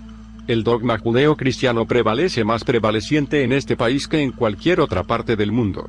Y finalmente, acabo de enterarme recientemente que casi todos los hombres de mi edad o mayores en este país están mutilados. Realmente me siento afortunado de ser ruso y gracias al gobierno comunista soviético tengo mi pene intacto. Pero demos un vistazo al otro lado del muro de Berlín. ¿Qué evidencia tenemos de que los soviéticos estaban, de hecho, del lado de los Anunnaki? Antes de dirigirnos a la Unión Soviética, demos una mirada a la Rusia antigua. Las religiones paganas, es decir, las sociedades dirigidas por los Anunnaki y su desacuerdo con la judeo-cristiandad a lo largo del mundo, no solo revela que los antiguos dioses paganos rusos eran los mismos Anunnaki, y que la Rusia antigua fue su último lugar en la tierra después de que los yahwistas los había echado a puntapiés de todos los otros lugares. Hace mucho tiempo vengo sospechando que la URSS era, de hecho, una continuación de la antigua Rusia. Por antigua Rusia quiero decir la Rusia prezar, ya que el zar estaba claramente subordinado al dios cristiano y por lo tanto, un enemigo. Mis sospechas fueron confirmadas cuando mi papá me dijo sobre la teoría que el padre de Stalin era un knyaz. Knyaz era la nobleza rusa antigua que proviene de la antigua Rusia prezarista. Otras pistas que la URSS era una espina en la garganta para nuestros enemigos extraterrestres y probablemente aliados de los Anunnaki tiene que hacer con la manera en que colapsó. Esto es algo que pasó cuando yo todavía vivía allí y puedo contarles la historia de primera mano. Poco después de que la URSS fue declarada públicamente como historia en 1991, un pequeño grupo de viejos líderes intentaron restaurarla con el famoso golpe putsch en el cual Gorbachev fue tenido bajo arresto domiciliario en su dacha en Faros. Estuve allí cuando fue desplegada esa historia y vi lo que sucedió. Y lo que me encendió al final fue que, cuando pasó todo y preguntaron a Gorbachev por televisión lo que pasó allí, entre sus contestaciones dijo esta frase: bien, yo nunca les contaré todas las palabras exactas. Mi traducción. Esta última frase dejó una impresión duradera en mí. En ese momento no podía extender exactamente lo que era, pero tenía este sentimiento definido que sobre lo él no estaba hablando era algo de superior importancia para la humanidad, equivalente a las grandes pirámides. Mientras en este momento pensé muy poco acerca de la ufología, al saber un poco más sobre esto último y al comenzar a pensar más sobre ello, más me parece que lo que Gorbachev no dijo era algo relacionado con los ovnis, y, la principal razón por la cual la Unión Soviética se derrumbó, la verdadera razón del golpe, etc. La otra bomba detonante es Chernobyl. Recientemente uno de mis camaradas que viven en ex-URSS y quien es un buen ingeniero, me señaló un artículo, podría darles el vínculo, pero está escrito en ruso explicando con gran detalle lo que pasó allí. El artículo fue escrito poco después del desastre por uno de los principales ingenieros nucleares soviéticos, quien fue uno de los diseñadores originales de esta planta nuclear, y dicho artículo es muy impresionante. No fueron los átomos, y no fue mala tecnología soviética lo que causó este desastre. Fueron las personas en el poder los culpables. Fue como si el reactor que Unidad Almohadilla 4 fue destinada a explotar.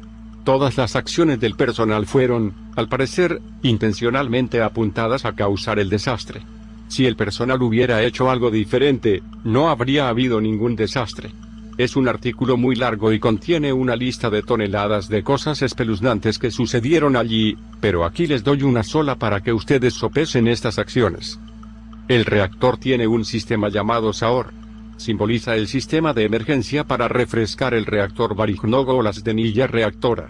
Es un sistema diseñado precisamente para prevenir las fundiciones, y una fundición es lo que rápidamente llevó a la explosión a Chernobyl. Las reacciones nucleares siempre sueltan mucho calor, mucho. Es puramente física y no hay manera de detenerlo. En operaciones normales, este color produce vapor que rota las turbinas de los generadores, dándonos electricidad. Pero en una situación de emergencia siempre debe de haber algo más para enfriar el reactor, y eso es para lo que es útil el SAOR. El SAOR consiste en reservorios de agua helada y bombas independientes para regar a raudales esa agua al reactor.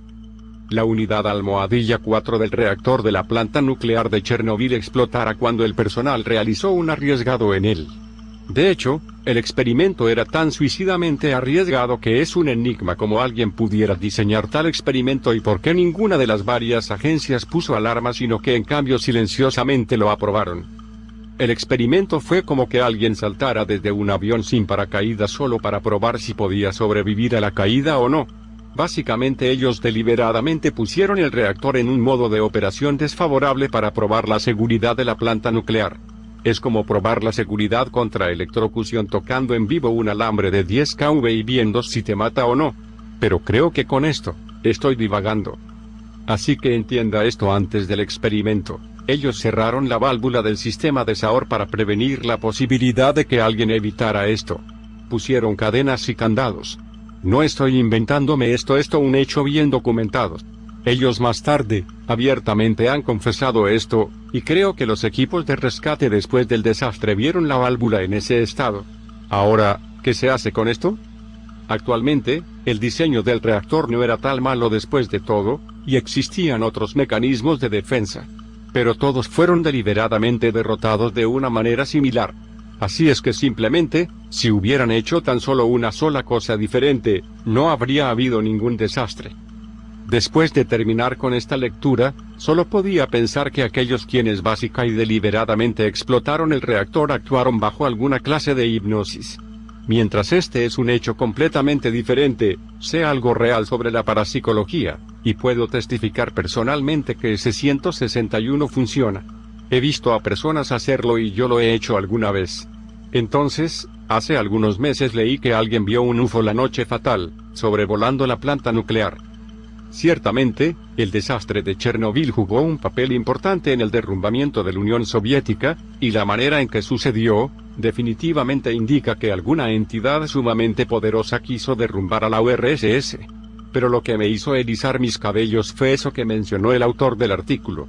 Como lo mencioné anteriormente, él fue uno de los diseñadores originales de esta planta nuclear. Cuando él llegó al sitio donde la planta nuclear fue construida, iba en un taxi, y mientras llegaban al sitio, hablaron sobre esta área y su belleza, etc. Y el chofer le recordó que esa era la tierra más antigua, el lugar donde el knyaz Sviatoslav escogió a su novia. Esto era casi increíble. El corazón de la Rusia antigua, el último lugar de los Anunnaki en la Tierra, no era otro que Chernobyl. Ahora, el reactor RBMK usado a esta planta nuclear, no era precisamente el mejor en el mundo, y algunas de sus fallas jugaron un papel importante en el desastre. Pero había muchos reactores de RBMK en la Unión Soviética, y ninguno de los otros explotó. ¿Por qué explotó precisamente ese? Fue solo una coincidencia que ellos escogieran explotar precisamente este reactor localizado en el sitio que fue para los Anunnaki el último lugar en la Tierra, envenenando el sitio con radiación y así impedirles regresar allí. Yo no creo en que esto sea una coincidencia más. Nada es mejor y más cuidadosamente planeado que un accidente. Así es que esta es mi teoría de quién eran los tipos buenos y los tipos malos, en la historia humana y en el espacio exterior alrededor de nosotros.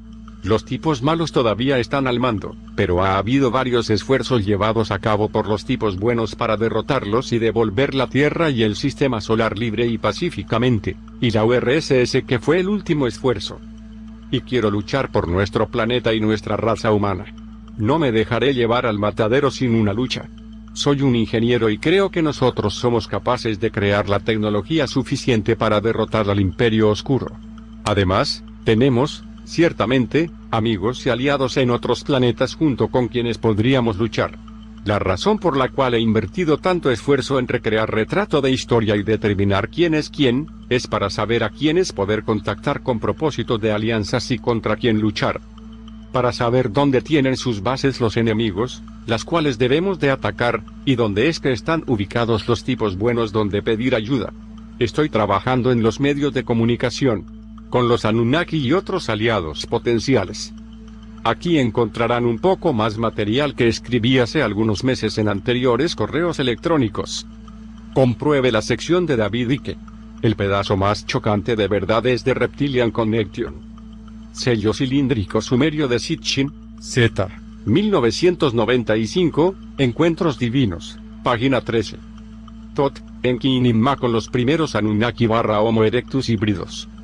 Pero así como Secharia Sitchin, Neil Freer, Al-Alfor, Jim Marsh, y otros, David en su búsqueda de la verdad, se han salteado un secreto sumamente importante, lo que yo llamaría el secreto más grande de los secretos, uno que va más allá de todos los grandes secretos que estos investigadores diligentes hayan destapado jamás, y sin el cual nunca sabrá la verdad real.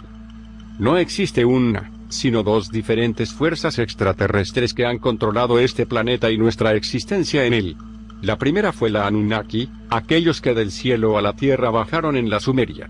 Ellos vinieron aquí hace aproximadamente 450.000 años, al tiempo en que la evolución en la Tierra estaba en la fase del mono del homínido. El salto inexplicable del mono del homínido a Homo sapiens, el eslabón perdido, fue el resultado de un esfuerzo de la ingeniería genética por los líderes Anunnaki Enki y Nimma / Ninti, a quien después llamaron Ninarsag. Ellos son nuestros creadores, como está documentado en el texto de Atrahasis sumerio. Hay una pintura de Nimma que sostiene al bebé Adán incluso cuando ella exclama: yo he creado. Mis manos lo han hecho. Mientras Enki está de pie, trabajando cerca con los frascos y tubos de prueba. Los textos antiguos dicen que esto pasó hace alrededor de 250.000 años, así como también han concluido los antropólogos modernos.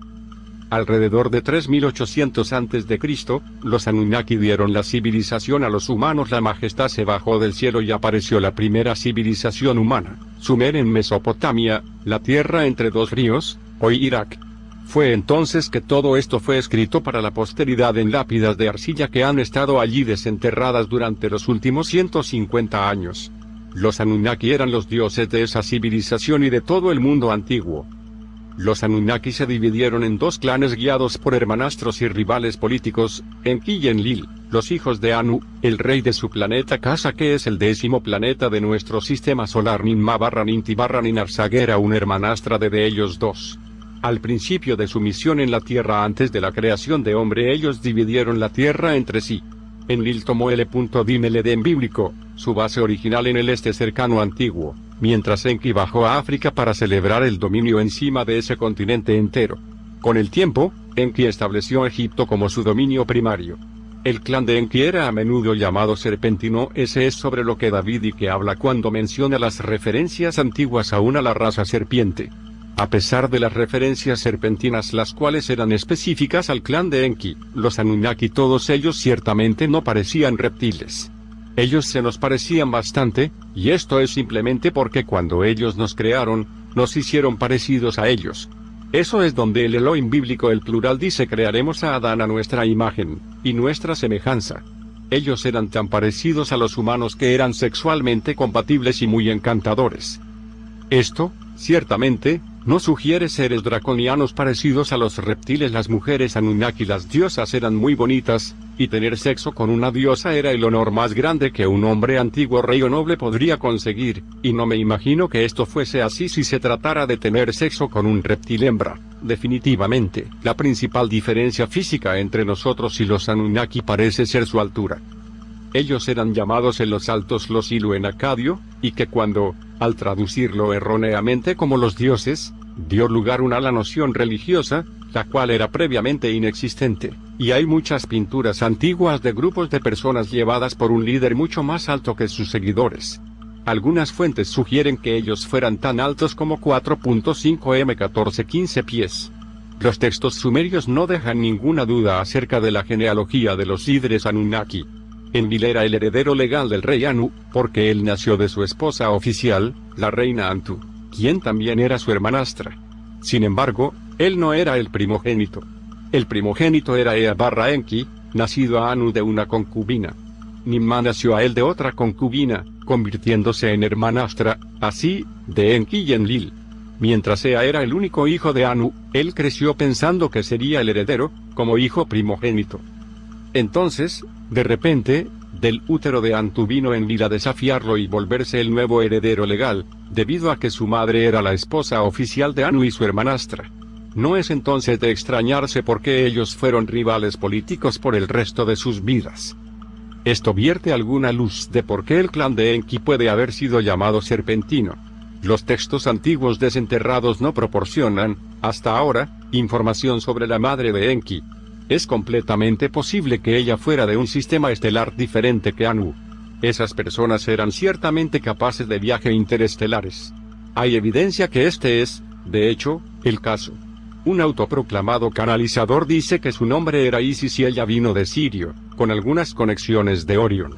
Yo normalmente considero dudosa la información proveniente de estas fuentes, pero en este caso corrobora otra evidencia. Esto requiere un examen más extenso.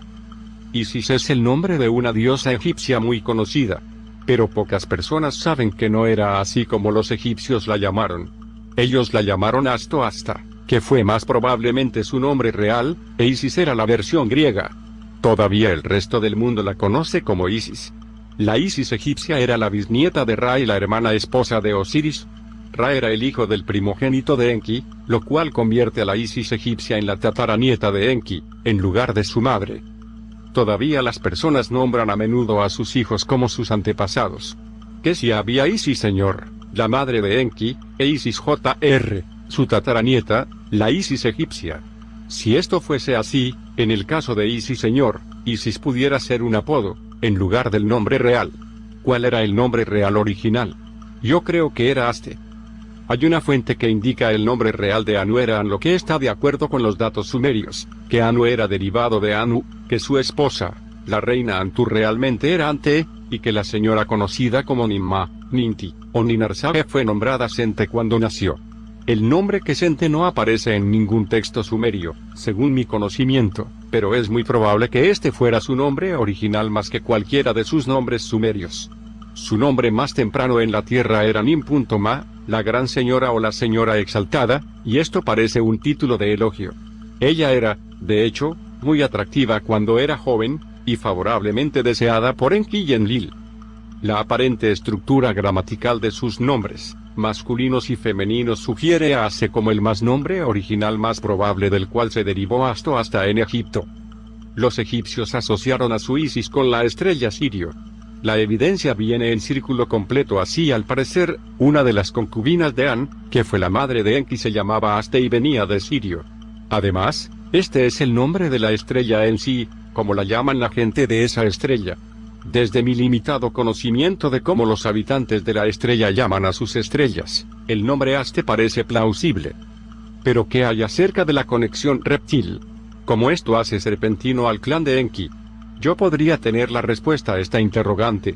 La misma fuente que habla sobre An engendrando a Ea barra Enki, Anen barra Enlil, y Sente también habla sobre una antigua e importante raza estelar llamada Arian.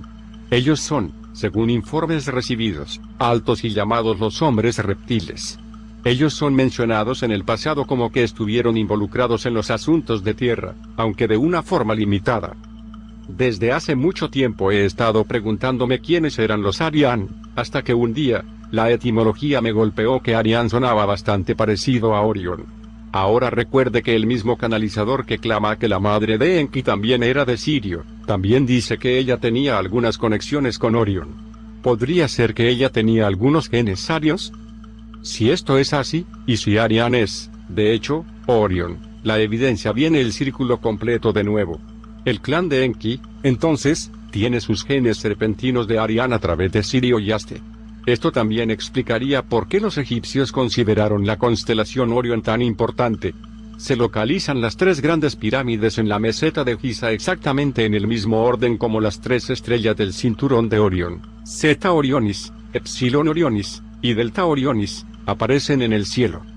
Aquí es donde uno debe preguntar, ¿cómo podían ellos tener genes reptiles y sin embargo verse como los Anunnaki, ser totalmente sexualmente compatible con ellos, y ser tan atractivos como los otros Anunnaki que probablemente no tenían genes reptiles, y con nosotros, los humanos?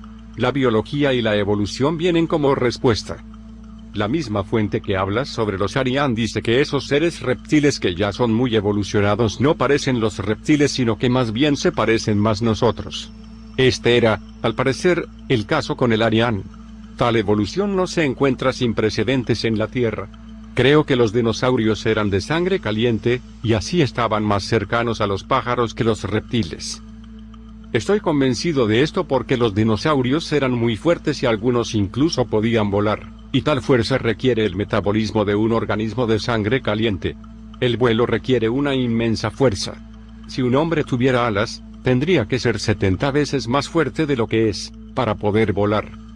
Así aparece que el clan Anunnaki serpentino de Enki no era físicamente reptil, como parece que piensa David y que, sino que se parecen a nosotros, como yo ya lo he dicho, pero tenían algunos elementos reptiles dentro, lo cual todos nosotros probablemente tenemos. Pero, aparte de la biología y la genética, ¿qué tipo de las personas eran ellos? ¿Eran buenos o malos? Toda la evidencia apunta a que Enki y sus descendientes fueron los benefactores más grandes de la humanidad. Esto está poniéndose muy largo, por lo que ahorraré detalles para otro tiempo. Y la tataranieta de Enki, Isis Jr., parece haber sido la iluminadora de la humanidad, y alguien lo suficientemente valiente para haber continuado jugando su papel mucho después de que los Anunnaki fueron sacados de la Tierra. Ve abajo. Ella fundó la ciudad de París, llamada muy a menudo Ciudad de Luz, y le dio su nombre latino original es Parisis. Yo creo que ella guió a Juana de Arco, a los iluminados franceses y los otros portadores de luz y conocimiento del Renacimiento, y a los libertadores revolucionarios rusos más sobre esto más tarde. Hay algunas pistas, incluso de que ella fue el prototipo de Jesús Cristo, y el nombre Jesús era un juego de letras de Isis. La historia de los Anunnaki, de hace aproximadamente 450.000 años hasta el 2024 a.C., está muy bien relacionada con agobiante evidencia de apoyo en los trabajos de Zecharia Sitchin, un investigador de historia antigua de toda la vida y una de aproximadamente 200 personas en el mundo que puede leer el idioma sumerio, el idioma más viejo de la Tierra. Sitchin no inventó esta historia como un cuento de ficción, él relata meramente al resto de nosotros que no podemos leer las escrituras antiguas lo que ha sido pasado a nosotros en relatos antiguos de todo el mundo, principalmente de Mesopotamia, Canaán, Egipto, y América Antigua. Los textos antiguos que él cita son textos muy antiguos, no sus propias escrituras, y los incrédulos pueden ir al Museo Británico, al Louvre, Persia, Ermita, y otros museos importantes para verificar que esos textos antiguos son reales. El problema con Sitchin es que él falla en relatar lo que sucedió fuera del período de tiempo mencionado anteriormente. Él no intenta encontrar el origen de los Anunnaki antes de que vinieran a la Tierra, cosa que considero necesario para entender de verdad quiénes eran ellos y cómo esto se enreda con la antigua civilización marciana y la luna de la antigüedad. Es más, Sitchin oculta lo que yo considero el secreto de secretos que va más allá de los secretos destapados sobre los Anunnaki, que después de que los Anunnaki vino otra raza alienígena a la Tierra, y echó a puntapiés a los Anunnaki fuera de la Tierra, y que son ellos los que secretamente gobiernan la Tierra entera hoy. Al mismo tiempo, cuando Sumeria fue destruida por la nube mortalmente radiactiva traída hacia el este por el viento desde la península de Sinai, donde dos líderes Anunnaki destruyeron su propio puerto espacial Sodoma y Gomorra, y algunas otras ciudades fueran destruidas al mismo tiempo con todo y sus residentes inocentes porque los guerreros creían que su enemigo estaba allí escondido, algo raro pasó con un hombre sumerio llamado Ad.Ram. Algún dios vino a él y le hizo mutilar su pene y hacer lo mismo a todos sus hijos y descendientes. Desde entonces pasaron unos 6 siglos y esos descendientes salen después fuera de Egipto hacia su tierra prometida desplazando, esclavizando, o matando a sus inocentes moradores originales, saqueando bárbaramente las maravillosas ciudades, y creando el Estado de Israel. ¿Quién era el Dios de Israel a quien ellos llamaron Yahweh, digo, Jehová en latín e inglés? ¿Quién es el responsable de todas esas atrocidades? Todos la evidencia apunta a que este Dios no pudo ser ninguno de los Anunnaki. Es más, esta evidencia señala que este Dios era muy diferente de los seres humanoides, es decir, nosotros, los Anunnaki, los sirianos, los Aryan, y otros. En cambio era algo sumamente feo y malvado, un monstruo parecido a lo que intentamos pintar en las películas de horror. Así es que fueron los yahwistas quienes reemplazaron a los Anunnaki. La misma fuente que habla sobre An y Arian los llama lagartijas o pequeños reptiles. Ellos son los que están hoy en el poder. Su mayor poder es eso del disfraz, que es la razón por la cual incluso son principalmente desconocidos aún para aquellos muy involucrados en estos asuntos. Ellos falsificaron la Biblia para atribuir a Yahweh todos los actos de creación hechos por los Anunnaki. Ellos fabricaron el Corán para nublar a las mentes de los seguidores de Alá, quien realmente es el _Nanar, uno de los Anunnaki, y lo convierte en otro Yahweh, que es como está actualmente en el Islam de hoy. Ellos tomaron el centro de comando de los Anunnaki en el monte Moriah, la montaña de la dirección en Ursalén, Jerusalén, con su equipo de comunicación interplanetario. El hecho que este lugar hoy sea el lugar más restringido en el mundo y sea el por el cual se luchan fieras guerras sin fin en el Medio Oriente sugiere que algunos equipos milenarios podrían estar operando allí hoy. Es esta toma disfrazada de poder del Estado, instalaciones y medios de Anunnaki, por otra raza alienígena, lo que ha causado confusión a todos los que han intentado resolver este enigma para venir con respuestas equivocadas. Fue Sitchin quien trajo la verdad acerca de los Anunnaki al populacho, y por eso es extremadamente popular. Sus libros se han traducido en 14 idiomas y han vendido millones de copias. Mientras que originalmente él era mi héroe, ahora cuestiono su agenda real y el efecto de sus trabajos en el conocimiento de la verdad. Dado cuánta investigación ha hecho él en esta área y cuántas personas se le han acercado con sugerencias para refinar su teoría y que él ha rechazado, no hay manera alguna que él esté desprevenido acerca de la realidad de los reptiles yahwistas. Así, esencialmente, él conoce la verdad, pero se niega a hablar sobre ello. Terminando su historia en el 2024 a.C., le deja a sus lectores adivinar o suponer lo que pasó en los 4000 años restantes de entonces hasta ahora. Y sus lectores, al desconocer el secreto poder reptil tan bien oculto, sacan sus propias conclusiones. Neil Freer, un idealista irremediable que ve a las personas de la Tierra como perfectamente informadas y de libre albedrío, una especie de familia unida, construye una teoría de que los Anunnaki dejaron la Tierra en 1250 a.C. a un Sitchin, quien raramente va más allá de sus 2024 a.C. muestra un caso del líder Sin sosteniendo negociaciones en la Tierra en la ciudad de Harán en 555 a.C. y teoriza cómo los humanos, dejados por su propia cuenta, poco a poco fueron iluminándose. Error. Ni siquiera una vez, desde el momento de nuestra creación, la humanidad ha sido libre. Hemos sido continuamente propiedad de nuestros creadores hasta la fecha, sin un solo lapso de tiempo. Es solo que cambiamos dueños, de las manos de los Anunnaki a manos de los reptiles yahwistas. El investigador de conspiraciones y escritor Jim Marrs está muy familiarizado con el trabajo de Sitchin, y, así como yo, cuestiona la verdadera agenda de Sitchin. Todavía cuando lo conocí y le hablé sobre esto, él no estaba consciente de las influencias extraterrestres aparte de los Anunnaki. Construyó su teoría que los Anunnaki eran reptiles siniestros que entraron a escondidas y clandestinamente gobiernan la Tierra hoy. David Icke parece ser de la misma línea de pensamiento, después de haber comparado, al parecer, a la antigua raza serpiente con los lagartos yahwistas de hoy, y probablemente ha salteado el hecho que no todos los Anunnaki eran de la raza serpiente, solamente el clan de Enki, y este último fue realmente uno de los más grandes bienhechores de la humanidad. Las serpientes y los lagartos son dos razas reptiles muy diferentes. Incluso en las serpientes y los lagartos de la biología terrestre mundana son dos especies totalmente diferentes. He comprendido que casi accidentalmente he hecho un descubrimiento mayor. He comprendido un hecho sin el cual no es posible comprender nuestra verdadera historia, realidad del presente. Sin entender que ha habido dos muy diferentes fuerzas alienígenas involucradas en nuestra historia, uno está ligado a sacar conclusiones totalmente erróneas, y a vivir en una ilusión y culpar de nuestros problemas a alguien que no es de culpar.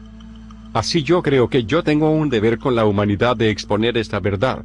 Esta es la razón por la cual estoy escribiendo un libro sobre este tema. En mi libro explicaré todo detalladamente, despacio y secuencialmente, de manera que pueda ser entendido por alguien completamente nuevo a todo este aplastante conocimiento. Parte 3.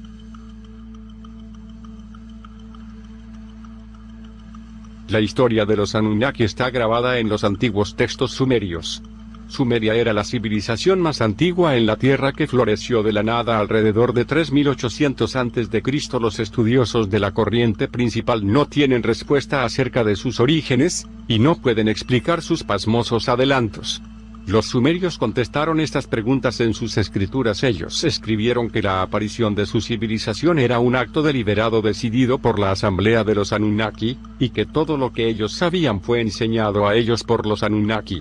Dada toda la evidencia de apoyo, no tengo ninguna razón para creer que los sumerios estaban en confusión alguna acerca de sus propios orígenes. Ellos sabían bien acerca de lo que escribieron.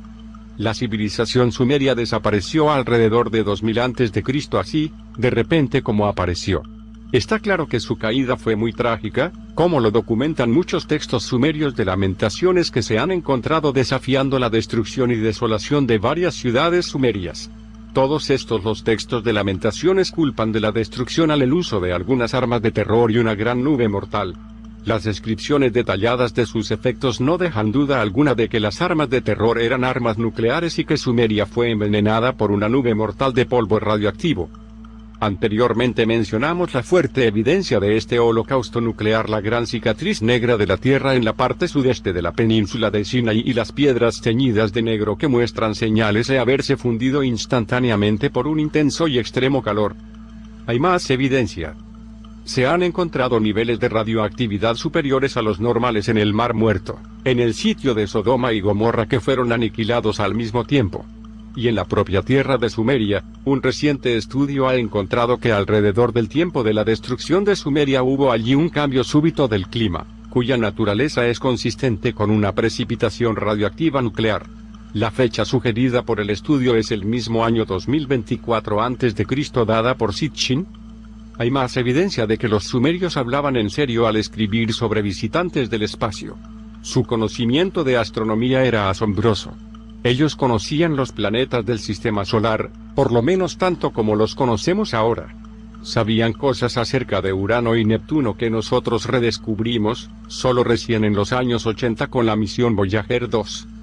Sabían perfectamente del diminuto planeta que llamamos Plutón, que se redescubrió apenas en 1930. Urano es casi invisible y Neptuno y Plutón son totalmente invisibles al ojo desnudo. Y finalmente, ellos estaban totalmente conscientes de la existencia del 10º planeta, lo cual la ciencia establecida de hoy en día se niega a reconocer, ya que esto derrumbaría toda institución política, económica y religiosa en la Tierra, que es el planeta de Anu, el planeta hogar de los Anunnaki, llamado Ni.B.Ru, el planeta del cruce por los sumerios. El conocimiento sumerio de las estrellas distantes era muy bueno. Hay más del conocimiento sumerio que la observación pasiva de cuerpos celestiales distantes. Las pinturas antiguas de cohetes son abundantes.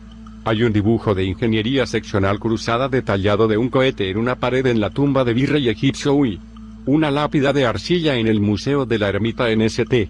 Petersburg muestra una nave espacial volando claramente de Marte a la Tierra, y sus rasgos hacen pensar fuertemente en la propulsión antigravedad electromagnéticamente inducida. ¿Cómo piensan usted que se construyeron las grandes pirámides de Giza? Ninguna maquinaria de construcción actual podría usarse para construir siquiera algo parecido. La Gran Pirámide, atribuida a Khufu/Cheops, está construida de piedra sólida pesando miles de toneladas.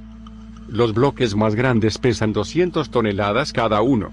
Hoy en día existen solamente 2 grúas con pie a tierra aquí en el mundo que pueden alzar un peso de 200 toneladas. Así es que si hoy en día apenas podemos alzar un peso de 200 toneladas, ¿cómo es que lo hicieron los antiguos egipcios rutinariamente hace alrededor de 2500 a.C., como los aseguran los estudiosos de la corriente principal? Sin embargo, toda la evidencia apunta a que los egipcios no construyeron estas pirámides. La Gran Pirámide se le atribuyó al faraón Khufu por Herodotus, a quien él llamó Cheops en la famosa tradición griega de renombrar todo a su manera. La pirámide misma no lleva ninguna marca alguna que lo relacione de alguna forma a Khufu, en absoluto.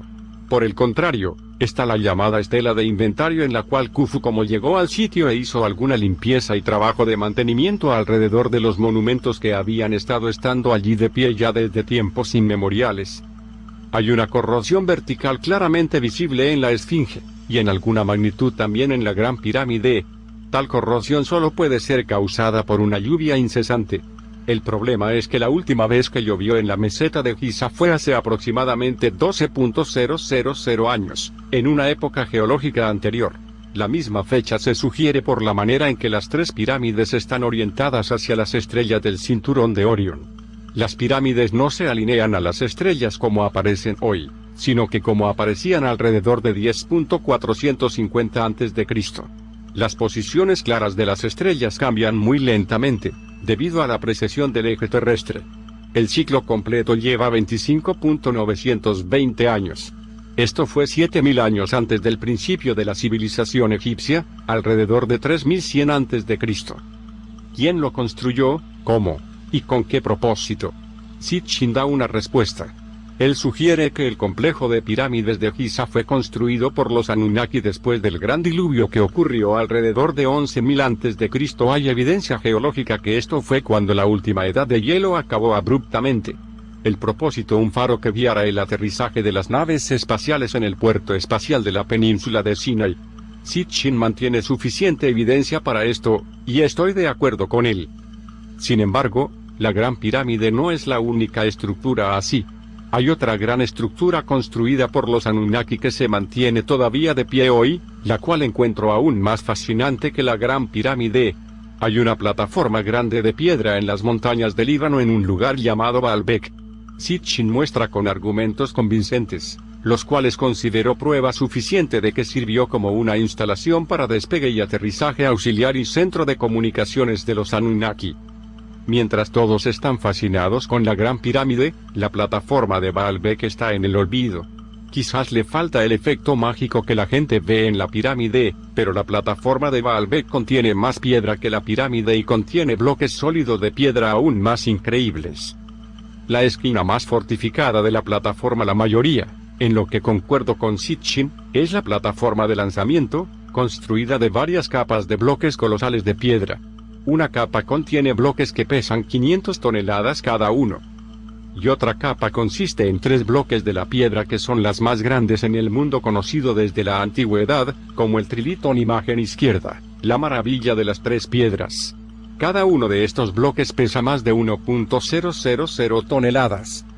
Sitchin escribe: el hecho increíble es que aún hoy en día no existe ninguna grúa, vehículo o mecanismo que pueda alzar un peso de 1.200 toneladas y ya ni hablar de transportar tal inmenso objeto a través del valles y laderas de montaña, poniendo cada tabla en su posición precisa, muchos pies sobre la tierra.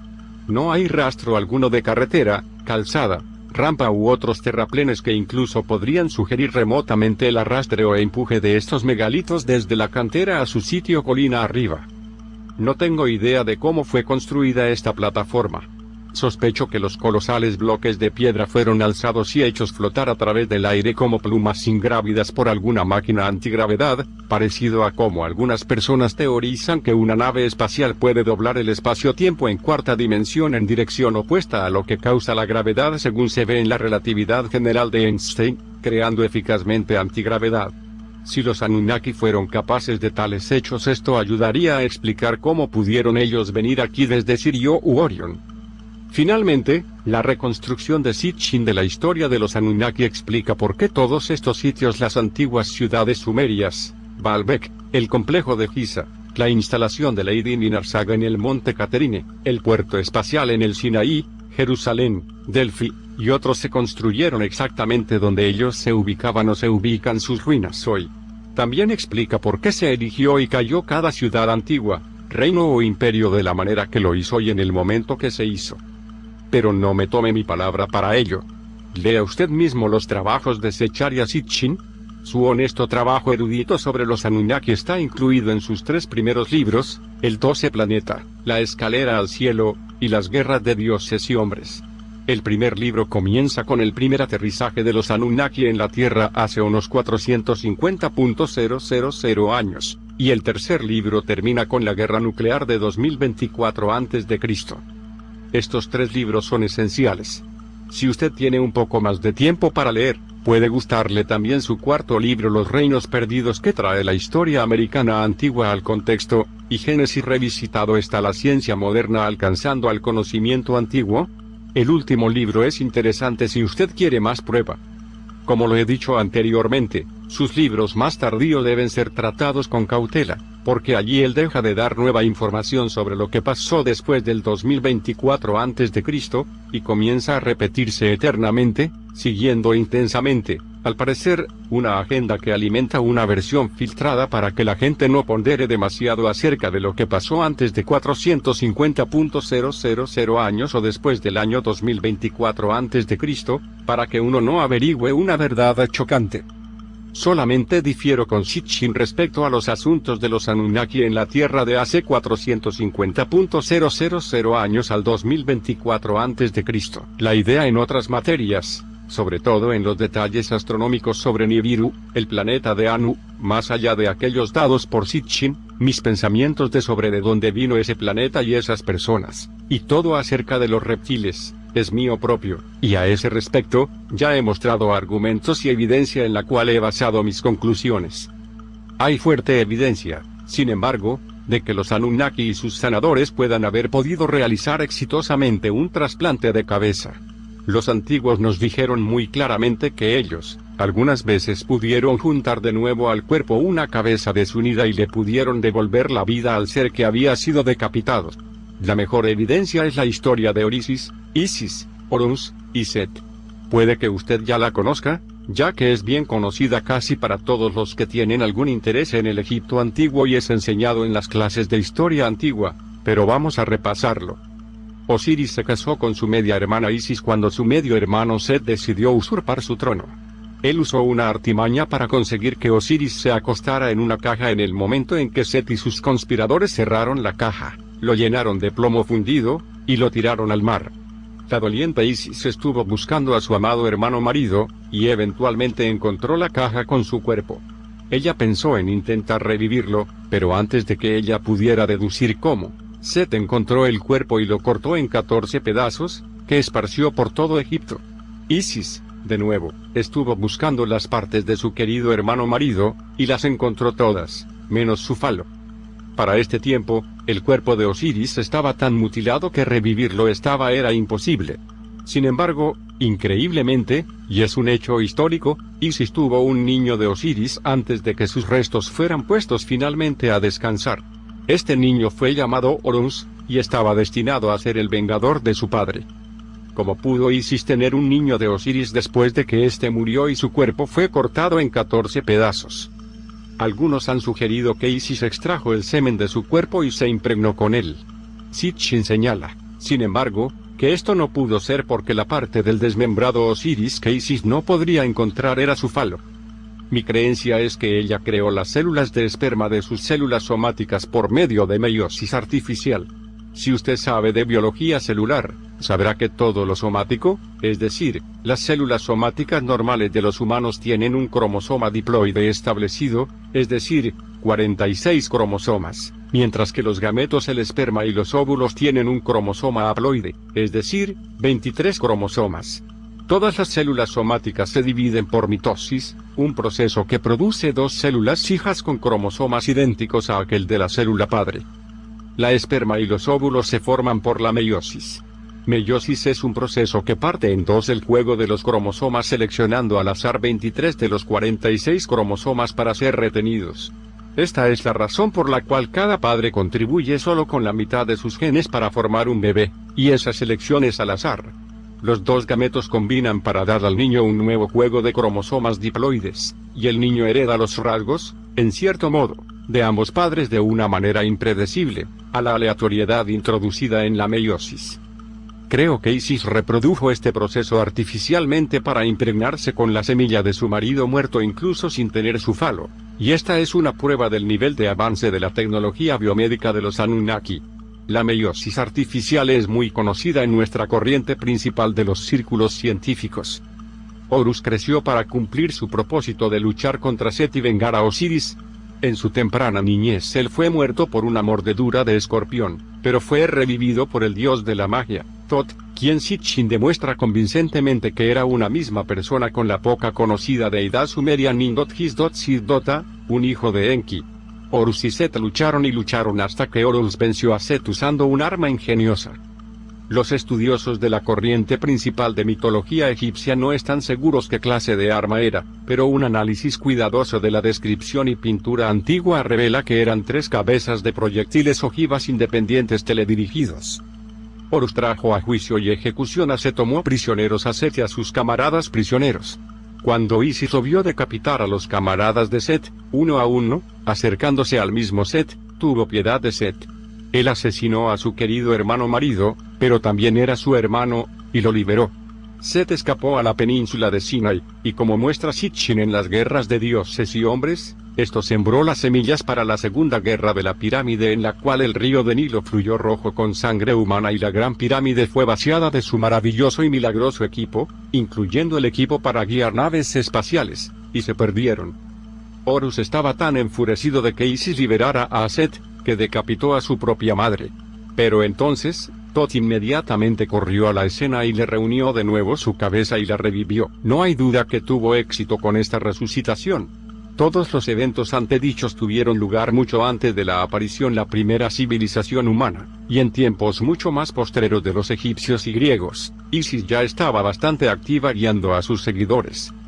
Como lo conté en un correo electrónico anterior, Isis parece haber sido la iluminadora de la humanidad, y muy valiente de haber continuado jugando este papel mucho tiempo después de que el resto de los Anunnaki fuera arrojado a puntapiés de la Tierra. Recuerde que ella fundó París, siguió a Juana de Arco, a los iluminados franceses, y los otros portadores de luz y conocimiento, y quizá incluso a los rusos revolucionarios libertadores. Aparentemente, Isis no sufrió daños o secuelas del ataque de cólera de su hijo, en que él cortó su cabeza, y su resurrección por Tot fue un verdadero acto de magia. Pero, por otra parte, como lo dije ya al principio, creo en la tercera ley de Arthur C. Clarke, que cualquier tecnología lo suficientemente avanzada es indistinguible de la magia. Tengo curiosidad por saber si Isis se les aparecía a sus seguidores egipcios con una gran cicatriz alrededor de su cuello o no. Parece que no, según mis conocimientos, ninguna de sus retratos muestra cicatriz alguna, y si su resurrección y reunión de su cabeza fue verdaderamente mágica, la magia no debe de haber dejado cicatriz. Planeo verificar esto a través de la visión remota. Ese es otro concepto que las personas que me vayan conociendo mejor, se familiarizarán con él. No hay espacio aquí para explicar mejor esto, pero les recomiendo leer 6 pies por Jim Marrs. Así que la conclusión es que si los Anunnaki y sus sanadores pudieran reunificar una cabeza desunida sin secuela o pérdida alguna, serían capaces, asimismo, de poder hacer un trasplante de cabeza de manera similar. ¿O está usted hablando sobre pruebas respecto a cosas mucho más grandes que he escrito sobre? Inteligencia de Et, los orígenes humanos, el gobierno del mundo oculto, etc. Ya les he dado muchas pruebas en mis correos electrónicos anteriores. El surgimiento y caída súbita de Sumer. La civilización humana más antigua en la Tierra. El increíble conocimiento sumerio. Los trabajos megalíticos cuya ubicación y estructura precisa encajan en las instalaciones espaciales postuladas por Sitchin. La evidencia de guerra nuclear en la antigüedad. Sumer se perdió por una nube radioactiva, la gran cicatriz en la Tierra en la península de Sinai que todavía es visible desde los satélites, la piedra teñida de negro, las capas de vidrio verde fundido encontradas debajo de los estratos arqueológicos más antiguos, radiación anormal en el Mar Muerto en el sitio de Sodoma y Gomorra, etc. Parte 4. Ya he señalado los libros de Secharia Sitchin. Hay también otros libros muy importantes, escritos por Jim Marrs. La agenda extranjera investigando la presencia extraterrestre entre nosotros, gobierno secreto, la historia oculta que conecta la Comisión Trilateral, los francmasones, y las grandes pirámides. Existe mucha información en la web de Jim Marrs. David Icke también tiene muy buen material del gobierno oculto. David es el portavoz más activo para la teoría de conspiración reptil que ya he explicado anteriormente en octubre, con algunos puntos importantes.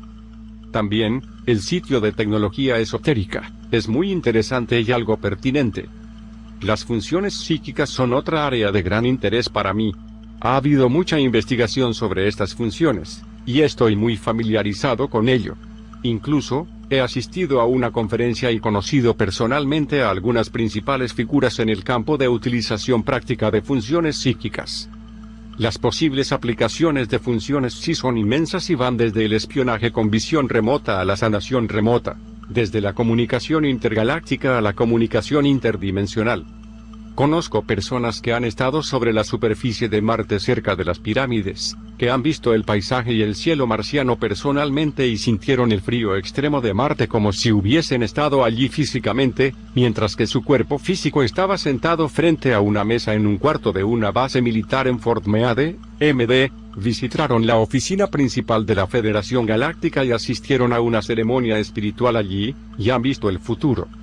Uno de estas personas a quien conozco personalmente también se ha sentado alguna vez al panel de control de una VNI operacional y lo ha volado.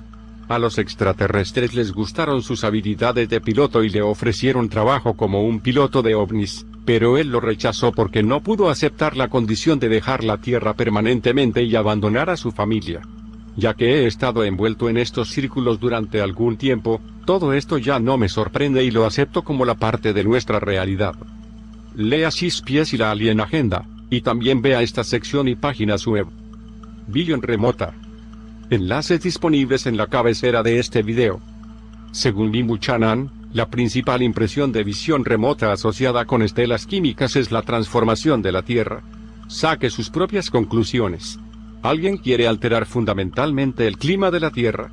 No creo que sea a nuestro favor. Lo más probable el intento es que todos muramos para que otra especie pueda repoblar la Tierra. Los soviéticos tenían proféticamente razón en su propaganda. Lástima que he comprendido solo después de que mis padres y otros como ellos ayudaron a demoler la Unión Soviética, lo cual ciertamente hizo muy feliz a los reptiles. Estoy contemplando la posibilidad de que los soviéticos y sus agencias de ultrasecretas, incluso como las ramas psíquicas especiales de la KGB, etc., tenían una conexión con los Anunnaki, y que la Unión Soviética, que era una continuación de la Rusia antigua, el último lugar de los Anunnaki en la Tierra, cuando fueron expulsados a la fuerza de este planeta por los reptiles entre 2000 a.C. y 1000 después de Cristo. Solo para recordarle que los Anunnaki son nuestros creadores, y algunos de ellos han sido nuestros más grandes benefactores, y nuestros aliados potenciales para la próxima batalla final entre el bien y el mal. Cada región viviente establecida por nuestros antepasados estelares es buena a su propia manera. La América antigua fue establecida por nuestros antepasados estelares, y así fue también la Rusia antigua. Todas las civilizaciones antiguas son grandes lugares sagrados, centros de vida y de energía dadora de vida que hemos heredado de la Madre Tierra. Recuerda es Tiamat, la doncella de la vida y de nuestros antepasados estelares. El pasado diciembre, cuando estaba viendo un video de estelas químicas chemtrails en la biblioteca de la Universidad Palomar, me abordó un miembro del personal y comenzó una discusión. Él era un apache y sabía mucho acerca de las cosas grandes que me interesan, los asuntos que hablamos. Me miró a los ojos y me dijo que él reconocía sangre siberiana en mí. Me dijo que los nativos de su tribu consideraban sus hermanos a los siberianos, y él me consideraba un hermano, a pesar de sus comentarios de que no le gustaba el hombre blanco en este continente. Construcción de una nave espacial. No estoy seguro todavía de los detalles, pero sé que es posible. Uno de mis ex colaboradores encendió mi interés y me iluminó a esta posibilidad cuando me dijo sobre un experimento con un enorme condensador con forma de platillo volador con un dieléctrico graduado cargado desde una bobina de Tesla. El artilugio se disparó al aire, según informes recibidos, con una aceleración de 30 m/s2 mientras consumía 50 W de poder de la fuente. La fuerza propulsora, aparentemente no fue comprendida y se sospechó que involucraba doblamiento del espacio-tiempo por el campo eléctrico no lineal graduado dieléctricamente. Esto hace más o menos sentido. Tenemos 4 interacciones fundamentales gravitatorias, electromagnéticas, fuertes, y débiles, y todos ellos tienen que estar interrelacionados y unificados para que el universo trabaje, pero hasta ahora no hay ninguna teoría física que unifique a todas estas 4 interacciones. Tenemos la relatividad general de Einstein que explica la gravedad, pero necesariamente asume un espacio-tiempo continuo, y tenemos la mecánica cuántica MQ, la cual empieza con el postulado que todo es cuantificado y discretamente ha atado juntas primero las interacciones electromagnéticas y las interacciones débiles dentro de la interacción eléctricamente débil, y entonces agregó la interacción fuerte para crear lo que se llama el modelo estándar. pero no pueden deducir cómo atar estas interacciones basadas en MQ junto con la gravedad, porque entonces se tendría que cuantificar la gravedad, y, puesto que la gravedad es el doblaje del espacio-tiempo, esto significa la cuantificación del espacio-tiempo, lo que golpea el fundamento de la relatividad continua. Mientras que los científicos no tienen una teoría para ello, el universo sigue trabajando, y sus interacciones se unifican de alguna manera, para que un campo eléctrico tenga algún efecto en la gravedad, aunque nosotros no podamos entenderlo. Este es un problema que Einstein no resolvió antes de morir. Pero hay rumores que sí lo resolvió, pero destruyó sus papeles al descubrir algo que sintió que la humanidad no podría manejar. La teoría podría extenderse en que este conocimiento cayó en las manos del gobierno donde fue usado para construir ovnis. Hay mucho más información sobre este material y estoy seguro de que tendremos muchas charlas nocturnas sobre ello. Pero con respecto a la nave, solamente tendríamos que coleccionar datos de varias fuentes y deducirlo. En primer lugar, las instrucciones para construir naves aéreas y espaciales que se adelantan más allá de lo que usted normalmente puede ver hoy en día está grabado en los antiguos Vedas indios, y una manera de deducir cómo construir una nave sería traducirlos totalmente. Pero entonces, no se olvide que todo el punto de construir una nave es establecer cooperación con nuestros otros hermanos y hermanas terrestres luchando en contra de los reptiles, y estoy esperando recibir alguna ayuda de nuestros aliados. También tengo grandes esperanzas en la visión remota como herramienta para adquirir toda la información huidiza que necesitamos. Pero, de nuevo, antes de que podamos discutirlo necesita estudiar acerca de este tema. Yo digo estas asperezas sobre la religión debido a los hechos. Una mirada imparcial objetiva a hechos históricos arqueológicos muestra que el Génesis fue compuesto por Moisés alrededor de 1430 a.C. durante el Éxodo, bajo la dirección y dictado de Yahweh, y la entidad de Yahweh, es decir, Dios no es otro que la raza reptil, los lagartos que buscan la extinción total de la humanidad. Usted puede leer mucho de los hechos en los libros de Secharia Sitchin. Desgraciadamente, el propio Sitchin no es precisamente objetivo ni imparcial aquí, ya que él es un yahwehista, pero si usted mira más allá de la simpatía de Sitchin para con Yahweh y considera los hechos crudos con los que él comienza, todo se pone claro. O debo decir que todo se pone claro solamente si usted da una mirada imparcial y objetiva a los hechos, poniendo a un lado todo lo que le han enseñado. Mi fuente nativa americana, Robert Morninsky, dice que su pueblo ha estado luchando contra estos lagartos durante siglos, a quienes ellos llaman Setu, y el apache que conocí en la biblioteca de la universidad local del que ya les conté también confirmó que el pueblo nativo siempre ha visto a Dios y los dioses como los enemigos de la humanidad y han luchado en contra de ellos. Él me recomendó mi posición anti-Dios. Así es que yo realmente espero que usted no haya caído en la trampa de la judeocristiandad, o por lo menos no desesperadamente. Yo creo que realmente fue Cristo quien dijo que se conoce un árbol por sus frutos. Usted sabe si una persona o entidad, no importa si terrestre, extraterrestre, humano, extranjero, divino, o cualquier cosa es buena o mala por sus acciones. Así, yo he juzgado a Yahweh viendo sus acciones históricas. Y fueron estas acciones las que he encontrado ser celoso, hambriento de poder, y a veces atroz. Lo me llevó al veredicto de que Yahweh es culpable de terrorismo interplanetario. Permítanos comenzar con el holocausto nuclear de 2024 a.C. es un hecho histórico incuestionable. No tiene que tomar mi palabra, mire la fotografía satelital de la gran cicatriz negra en la faz de la Tierra. Vaya a la península del Sinaí y mire las piedras teñidas de negro por el calor. Vaya al mar muerto de Adsea con un radiómetro y tome lecturas de radioactividad. Lea los textos de los antiguos lamentos sumerios que describen la muerte en el aire proveniente de la nube radioactiva, o eche una mirada precisa al estudio independiente del tiempo mostrando un abrupto y consistente cambio de clima con una precipitación radioactiva nuclear precisamente en el año 2024 a.C. ¿Qué tiene que ver esto con Yahweh? Bien, mucho, porque todo este asunto está bien documentado en el libro del Génesis y acreditado a él. Es la historia de Sodoma y Gomorra, los precursores a Hiroshima y Nagasaki. Los textos sumerios no dejan duda alguna que los proyectiles balísticos intercontinentales dejaron caer ojivas nucleares en Sodoma y Gomorra, lanzadas desde África y pertenecientes a los Anunnaki. Pero simplemente porque los proyectiles fueron hechos por los Anunnaki no significa nada y permanece la pregunta sobre quién empujó el botón. La Biblia dice que fue Yahweh que destruyó Sodoma y Gomorra, así es que si usted va a aceptar la Biblia como verdad literal, tiene que aceptar esto también. Yahweh ha admitido básicamente haber causado el holocausto nuclear. Yo teorizo que él hizo esto infiltrando el centro de comando de misión de los Anunnaki y generando el trágico comando en la computadora, pero en cualquier caso, estos son solo detalles que no cambian la esencia de la materia. Ahora, por todas las leyes internacionales e interplanetarias, el uso de armas nucleares contra civiles inocentes es un grave crimen de guerra. En la Biblia, Yahweh dice que Sodoma y Gomorra merecieron ser destruidas porque sus habitantes eran malos, pero hay evidencia de lo contrario. El épico Erra Sumerio lista 5 ciudades junto con el puerto espacial en el Sinaí que fueron destruidas.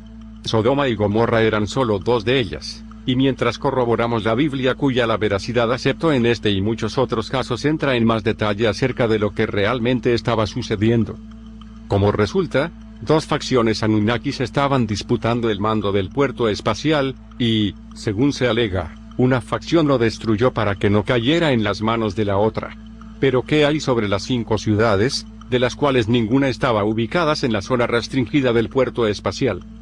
Las fuentes sumerias indican que los residentes de las 5 ciudades destruidas, incluyendo Sodoma y Gomorra, eran completamente inocentes de cualquiera de los crímenes que se le atribuyen en la Biblia.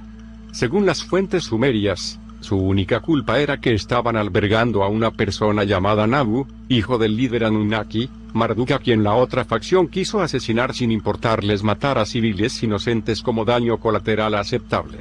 Y así, las 5 ciudades fueron destruidas. Pero si esto fuera tan simple.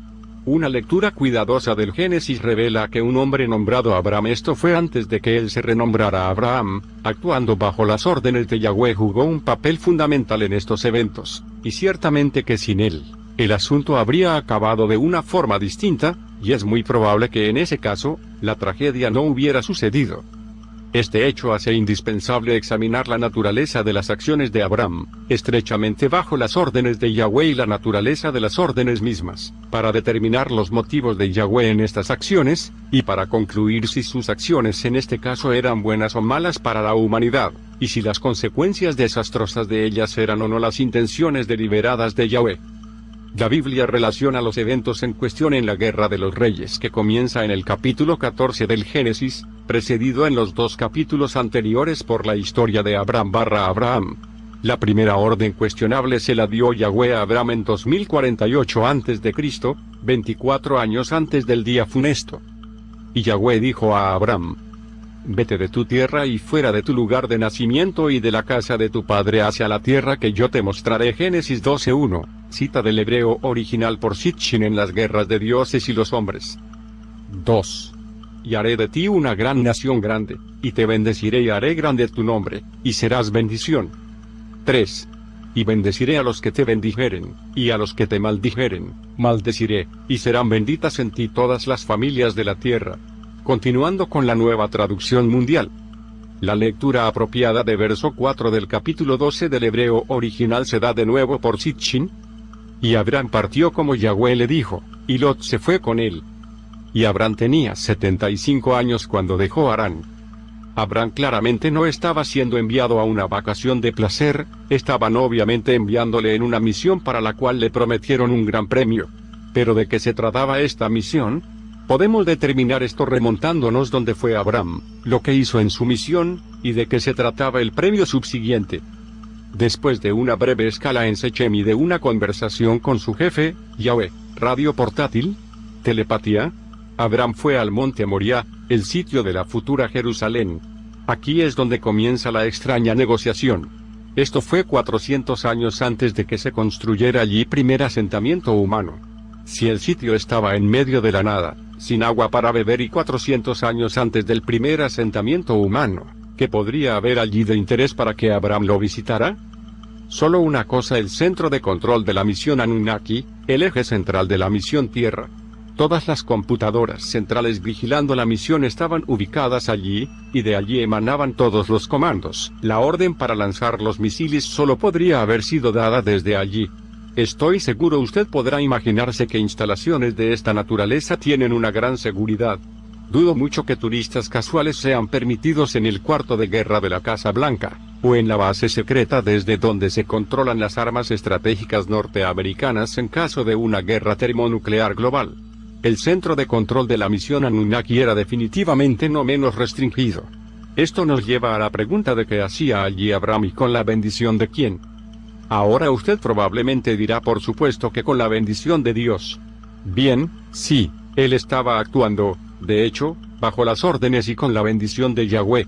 El problema es que las instalaciones no pertenecían a Yahweh sino que a los Anunnaki. Si yo buscara la entrada a una base estratégica militar estadounidense durante la Guerra Fría diciendo que tengo el permiso expreso del presidente de Rusia, dudo mucho que sería bienvenido. La misma historia sería con Yahweh y los Anunnaki. Y todavía la Biblia aclara que Abraham estaba siguiendo las órdenes de Yahweh. No creo en la posibilidad que la Biblia está equivocada y que Abraham realmente estuviera sirviendo a algún líder Anunnaki, ya que no existe ninguna evidencia acerca de esto. No hay un solo registro sumerio que demuestre que Abraham estuviese al servicio de sirve a algún líder Anunnaki, y ni siquiera está claro quién sería este líder. Así es que, a menos que alguien presente una evidencia creíble de lo contrario, sostengo que debemos asumir que la Biblia dice la verdad y que Abraham fue, de hecho, enviado por Yahweh.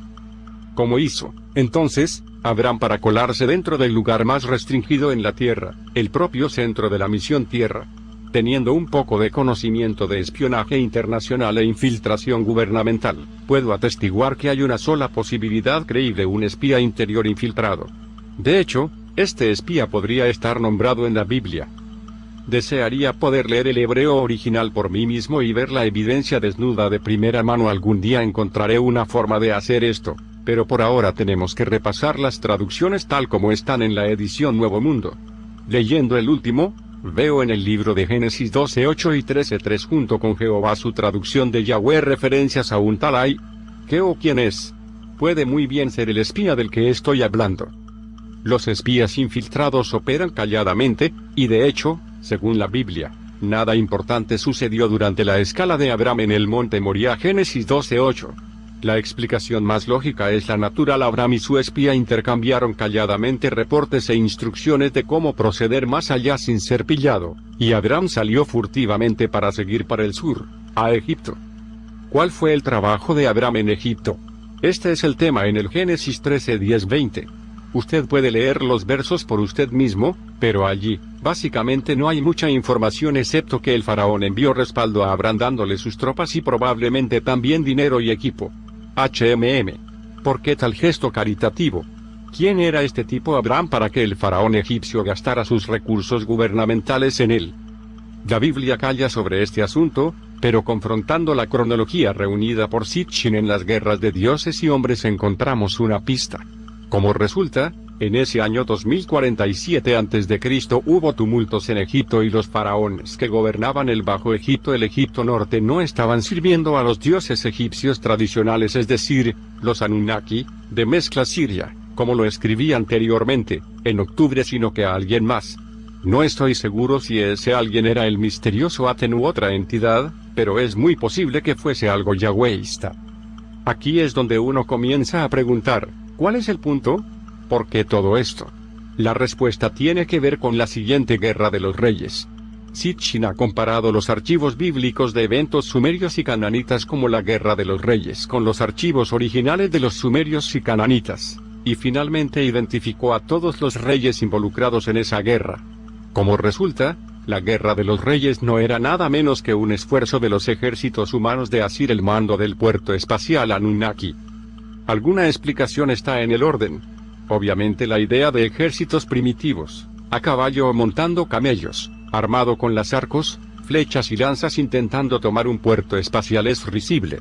Esto solo puede tener sentido si tuvieran el apoyo de algún Anunnaki poderoso, es decir, eran numerosos soldados carne de cañón para esto último. Y de hecho, el esfuerzo humano para tomar el puerto espacial se confirmó que provenía de una disputa sobre el control de las instalaciones entre dos facciones Anunnaki. Como lo escribí anteriormente, en octubre, había dos clanes Anunnaki principales, los Enlilitas y los Enkiyitas, guiados por dos medio hermanos y políticos Enki y Enlil. Los enkiitas son de quienes sospecho que tenían alguna mezcla siria. Sirio está aproximadamente a 8 años luz y es la estrella más luminosa en el cielo, vista desde la Tierra. Ellos fueron los más grandes bienhechores de la humanidad. Esta no es una cuestión de creencia sino que un hecho histórico cuando Cristo dijo que se conoce un árbol por su fruto, y sé que Enki y sus descendientes fueron tan buenos, es debido a las buenas acciones que hicieron y que se han quedado grabadas en la historia. Como lo evidencian los antiguos archivos sumerios y lo corrobora la moderna antropología, los descubrimientos del genoma humano, fue Enki quien genéticamente diseñó a Adán y Eva, aunque la versión revisada de Génesis apuntada por Moisés lo haya relegado a una serpiente. El Naas, traducido como la serpiente, del famoso jardín de Edén, era Enki. Pero él no solamente nos creó, ese hecho por sí solo no hubiese tenido que ser glorificado, ya que todo el tiempo se crean animales de trabajo para su explotación. Él hizo la segunda operación para hacer a los humanos creados libres mentalmente. De esto se trataba la fruta del conocimiento. Sin eso, fuéramos todavía abejas de colmena, pequeños autómatas de trabajo en las minas. Y sus descendientes eran generalmente muy buenos. Isis construyó la ciudad de luz y le dio su nombre Parisis, o París, y Tot le unió de nuevo su cabeza desunida y la revivió cuando su hijo la decapitó en un ataque de cólera. Incluso, aparentemente sin cicatrices de cuello. Y Tot fue el mismo Quetzalcóatl mesoamericano. Hubo otro hijo de Enki quien, como el propio Enki, realmente se volvió víctima de mucha injusticia. Su nombre era Marduk, y él también era conocido como Ra. Durante milenios se han dicho muchas cosas malas sobre él, por otros dioses y por los hombres, pero el hecho que no hay una sola evidencia de algún mal hecho por él todavía. El dios bíblico obviamente tenía un problema con Marduk porque fue Marduk quien intentó propulsar a la humanidad a la era espacial en 3500 a.C. con la construcción de una torre de lanzamiento de cohetes en Babil y Babel. El esfuerzo en Babel por alcanzar los cielos no fue simbólico o mitológico. No estaba basado en nociones primitivas de una esfera celestial finita que descansa en ballenas o elefantes o cualquier otra cosa. Fue un práctico intento de alcanzar los cielos usando cohetes. Porque la torre entonces, no era una torre muy alta, solo una torre normal de lanzamiento de cohetes, como usted las encontrará en los puertos espaciales modernos. ¿Cómo es que los humanos pudieron diseñar estas cosas hace 5500 años? Obviamente ellos eran obreros aprendices dirigidos por un competente ingeniero. El ingeniero era Marduk. Pero el Enlilitas no estaban contentos con la idea de que la humanidad se aventurara en el espacio, y la instalación fue destruida. Pienso que fue injusto. Admiro a Yuri Gagarin, el hijo de Rusia que se volvió el primer hombre en el espacio el 12 de abril de 1961 de nuestra era, pero hubiese sido maravilloso si esto se hubiera hecho unos 5500 años antes. Y además, el dios bíblico estaba en contra Marduk. Mal dios. Injusto. Volviendo a Marduk, él constantemente era empujando a un lado y se le mantuvo fuera de los mandos, aunque todo para lo cual quiso el poder fue para hacer cosas buenas para la humanidad. Y así, durante uno de sus destierros, casi lo matan una vez cuando lo enterraron vivo en la Gran Pirámide. Como usted leerá en las guerras de dioses y hombres, siguió preguntando hasta cuándo. Y cuando el gobierno enlilita de Sumeria tuvo más problemas que lo acostumbrado, él decidió que era tiempo para él de actuar. Poniendo en correlación la cronología bíblica y la sumeria, Sitchin ha concluido que Abraham fue enviado fuera de Harán en su misión por Yahweh por el año 2048 a.C., el mismo año cuando el rey Sulgi sumerio murió. Pero como resulta, cuando Abraham vivía en Harán, antes de salir de allí, no era él la única figura importante viviendo allí, el propio dios Marduk también estaba viviendo en Harán, en su destierro. Esos eran los días cuando los dioses y los hombres vivían lado a lado en las mismas ciudades. Y al parecer fue en 2048 a.C. cuando el rey Sulgi murió que Marduk decidió que ya era tiempo de postularse, por así decirlo, para presidente. Así que, ¿cuál fue, entonces, el propósito de la misión de Abraham? ¿No estaba relacionado con las actividades de Marduk y los otros Anunnaki?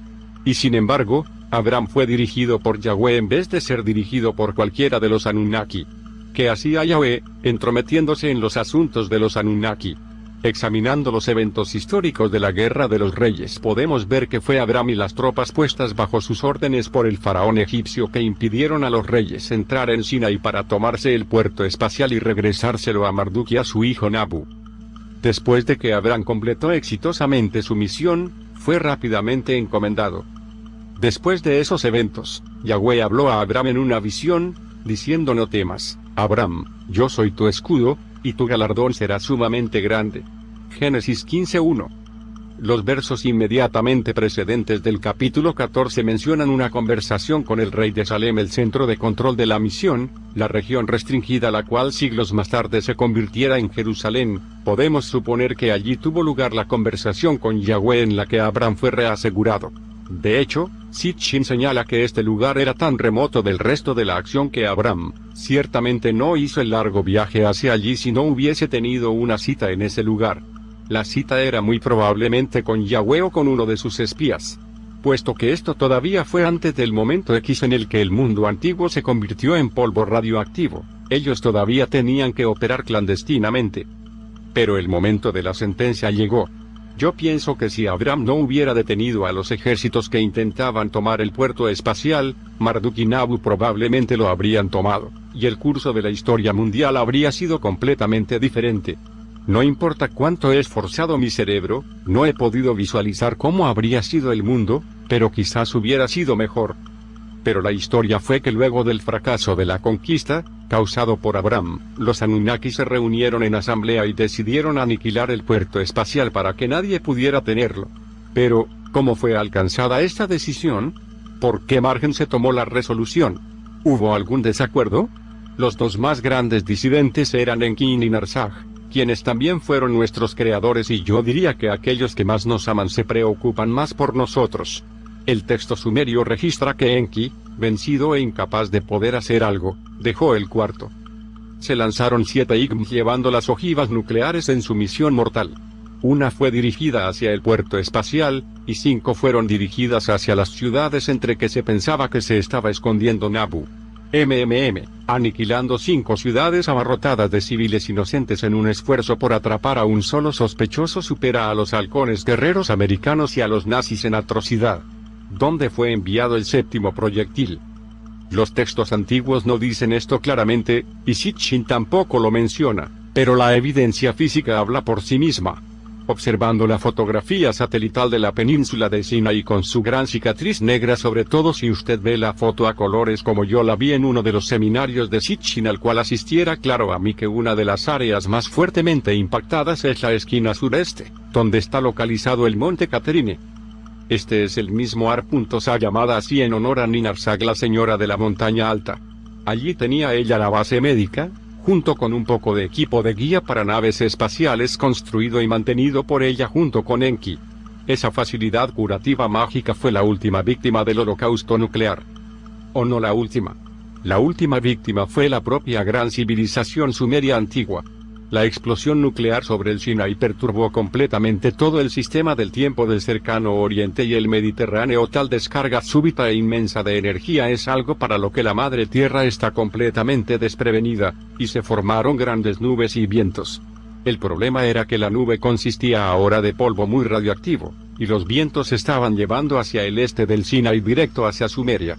La civilización más grande del mundo se perdió. ¿Y cuál fue el papel de Yahweh en esta tragedia? ¿Qué hacía él entrometiéndose en los asuntos de los Anunnaki y enviando a Abraham a que interviniera? ¿Estaba él intentando apartar el desastre, o ayudó a causarlo? Para ser honesto, no veo cómo las acciones de Yahweh y Abraham pudieran apartar la tragedia, y debemos considerar seriamente la posibilidad de que estas acciones realmente fueron causadas por él. Usted puede preguntar, si no fueron los Anunnaki quienes decidieron en su asamblea lanzar las armas nucleares. Esto es lo que dice el Raepos. Pero entonces, todas las decisiones son tomadas basadas en las circunstancias. Simplemente, ¿cómo es que se pusieron tan mal las cosas que los Anunnaki alcanzaron las armas nucleares? Esto es donde entra en obra la antigua regla criminalista e investigadora delictiva: si un crimen se ha cometido y alguien ha salido beneficiado de él, inclúyalo en la lista de sospechosos. El fiero colapso nuclear del orden mundial de los Anunnaki abrió las puertas para que Yahweh tomara el mando. Si él realmente causó las atrocidades directamente o no, Yahweh estaba allí para ganar mucho de ellos, y eso hizo. La ganancia era el poder. Es a estas alturas que uno debe releer las promesas hechas por Yahweh a Abraham al enviarlo en su misión. Yahweh prometió hacer de Abraham, renombrado Abraham, el padre de una multitud de naciones, la cabeza de un nuevo poder mundial. Pero puesto que estas promesas fueron hechas antes del holocausto nuclear, Yahweh estaba dividiendo la piel de un oso que todavía no se había matado para ponerlo bruscamente. Él anticipó el resultado de la tragedia, el vacío político que causó, y planeó por adelantado sus movimientos. Así, mientras no tenga ninguna prueba sólida de que Yahweh realmente generó las órdenes de la computadora que lanzó los proyectiles, tengo bastante evidencia de que él siguió por motivos muy cuestionables. Pero de nuevo, nosotros conocemos al árbol por sus frutos. Sean cual sean los medios cuestionables por los cuales entró Yahweh al poder, una vez lo tuvo, de qué manera lo usó, qué tipo de gobernante era. Es como el actual ocupante de la Casa Blanca, él no fue elegido legítimamente, pero ya que está allí, veamos cómo gobierna el país. Bien, lo primero que Yahweh hizo una vez en el poder, incluso antes de que el mundo explotara, fue otra atrocidad. Comenzando con Abraham, Yahweh instituyó la mutilación genital. Yo no sé si usted es consciente de las complicaciones y daño causados por la circuncisión, pero si usted no lo es, hay websites y muchas otras. Básicamente estoy de acuerdo con Leo Sorger, MD, quien declaró: la circuncisión causa el dolor, trauma, y una pérdida permanente de protección y tejido erógeno. Quitando tejido normal, saludable, que funciona sin razón médica alguna, viola la Declaración de los Derechos Humanos de las Naciones Unidas artículo 5 y la Convención de las Naciones Unidas en los Derechos del Niño artículo 13. Es un crimen de maltrato y mutilación. Así es que, aunque Yahweh no haya causado la explosión nuclear que lo llevó al poder, él es culpable de otra atrocidad, maltrato y mutilación de centenares de millones de muchachos recién nacidos y hombres adultos durante más de 4000 años. De hecho, por el número total de víctimas, esta atrocidad puede muy bien empequeñecer el holocausto nuclear. Note que estoy evitando escrupulosamente la pregunta de que si Yahweh es de verdad el Creador Supremo, Dios del universo como él normalmente se pinta, o no. Con el propósito de administración de justicia, esto es irrelevante, la ley debe aplicarse igualmente a todos y cada uno. Si yo asalto y vapuleo a una víctima indefensa en la calle, debo ser llevado a juicio, condenación, y castigo apropiadamente. Si el Creador Supremo, Dios del universo hace lo mismo, él deberá llevar el mismo castigo. Esto es simple. Lo que importa no es qué creencia o religión es correcta, sino que si el demandado, sea él un hombre o un dios, ha cometido o no la ofensa. Así es que la pregunta a mano es que si Dios Yahweh cometió o no las dos ofensas de las cuales le estoy sospechando. 1. Infiltrándose en el comando en contra de los Anunnaki y exacerbando su conflicto nuclear que causó una tremenda tragedia a toda la humanidad. 2. Instituyendo la mutilación de centenares de millones de inocentes varones humanos.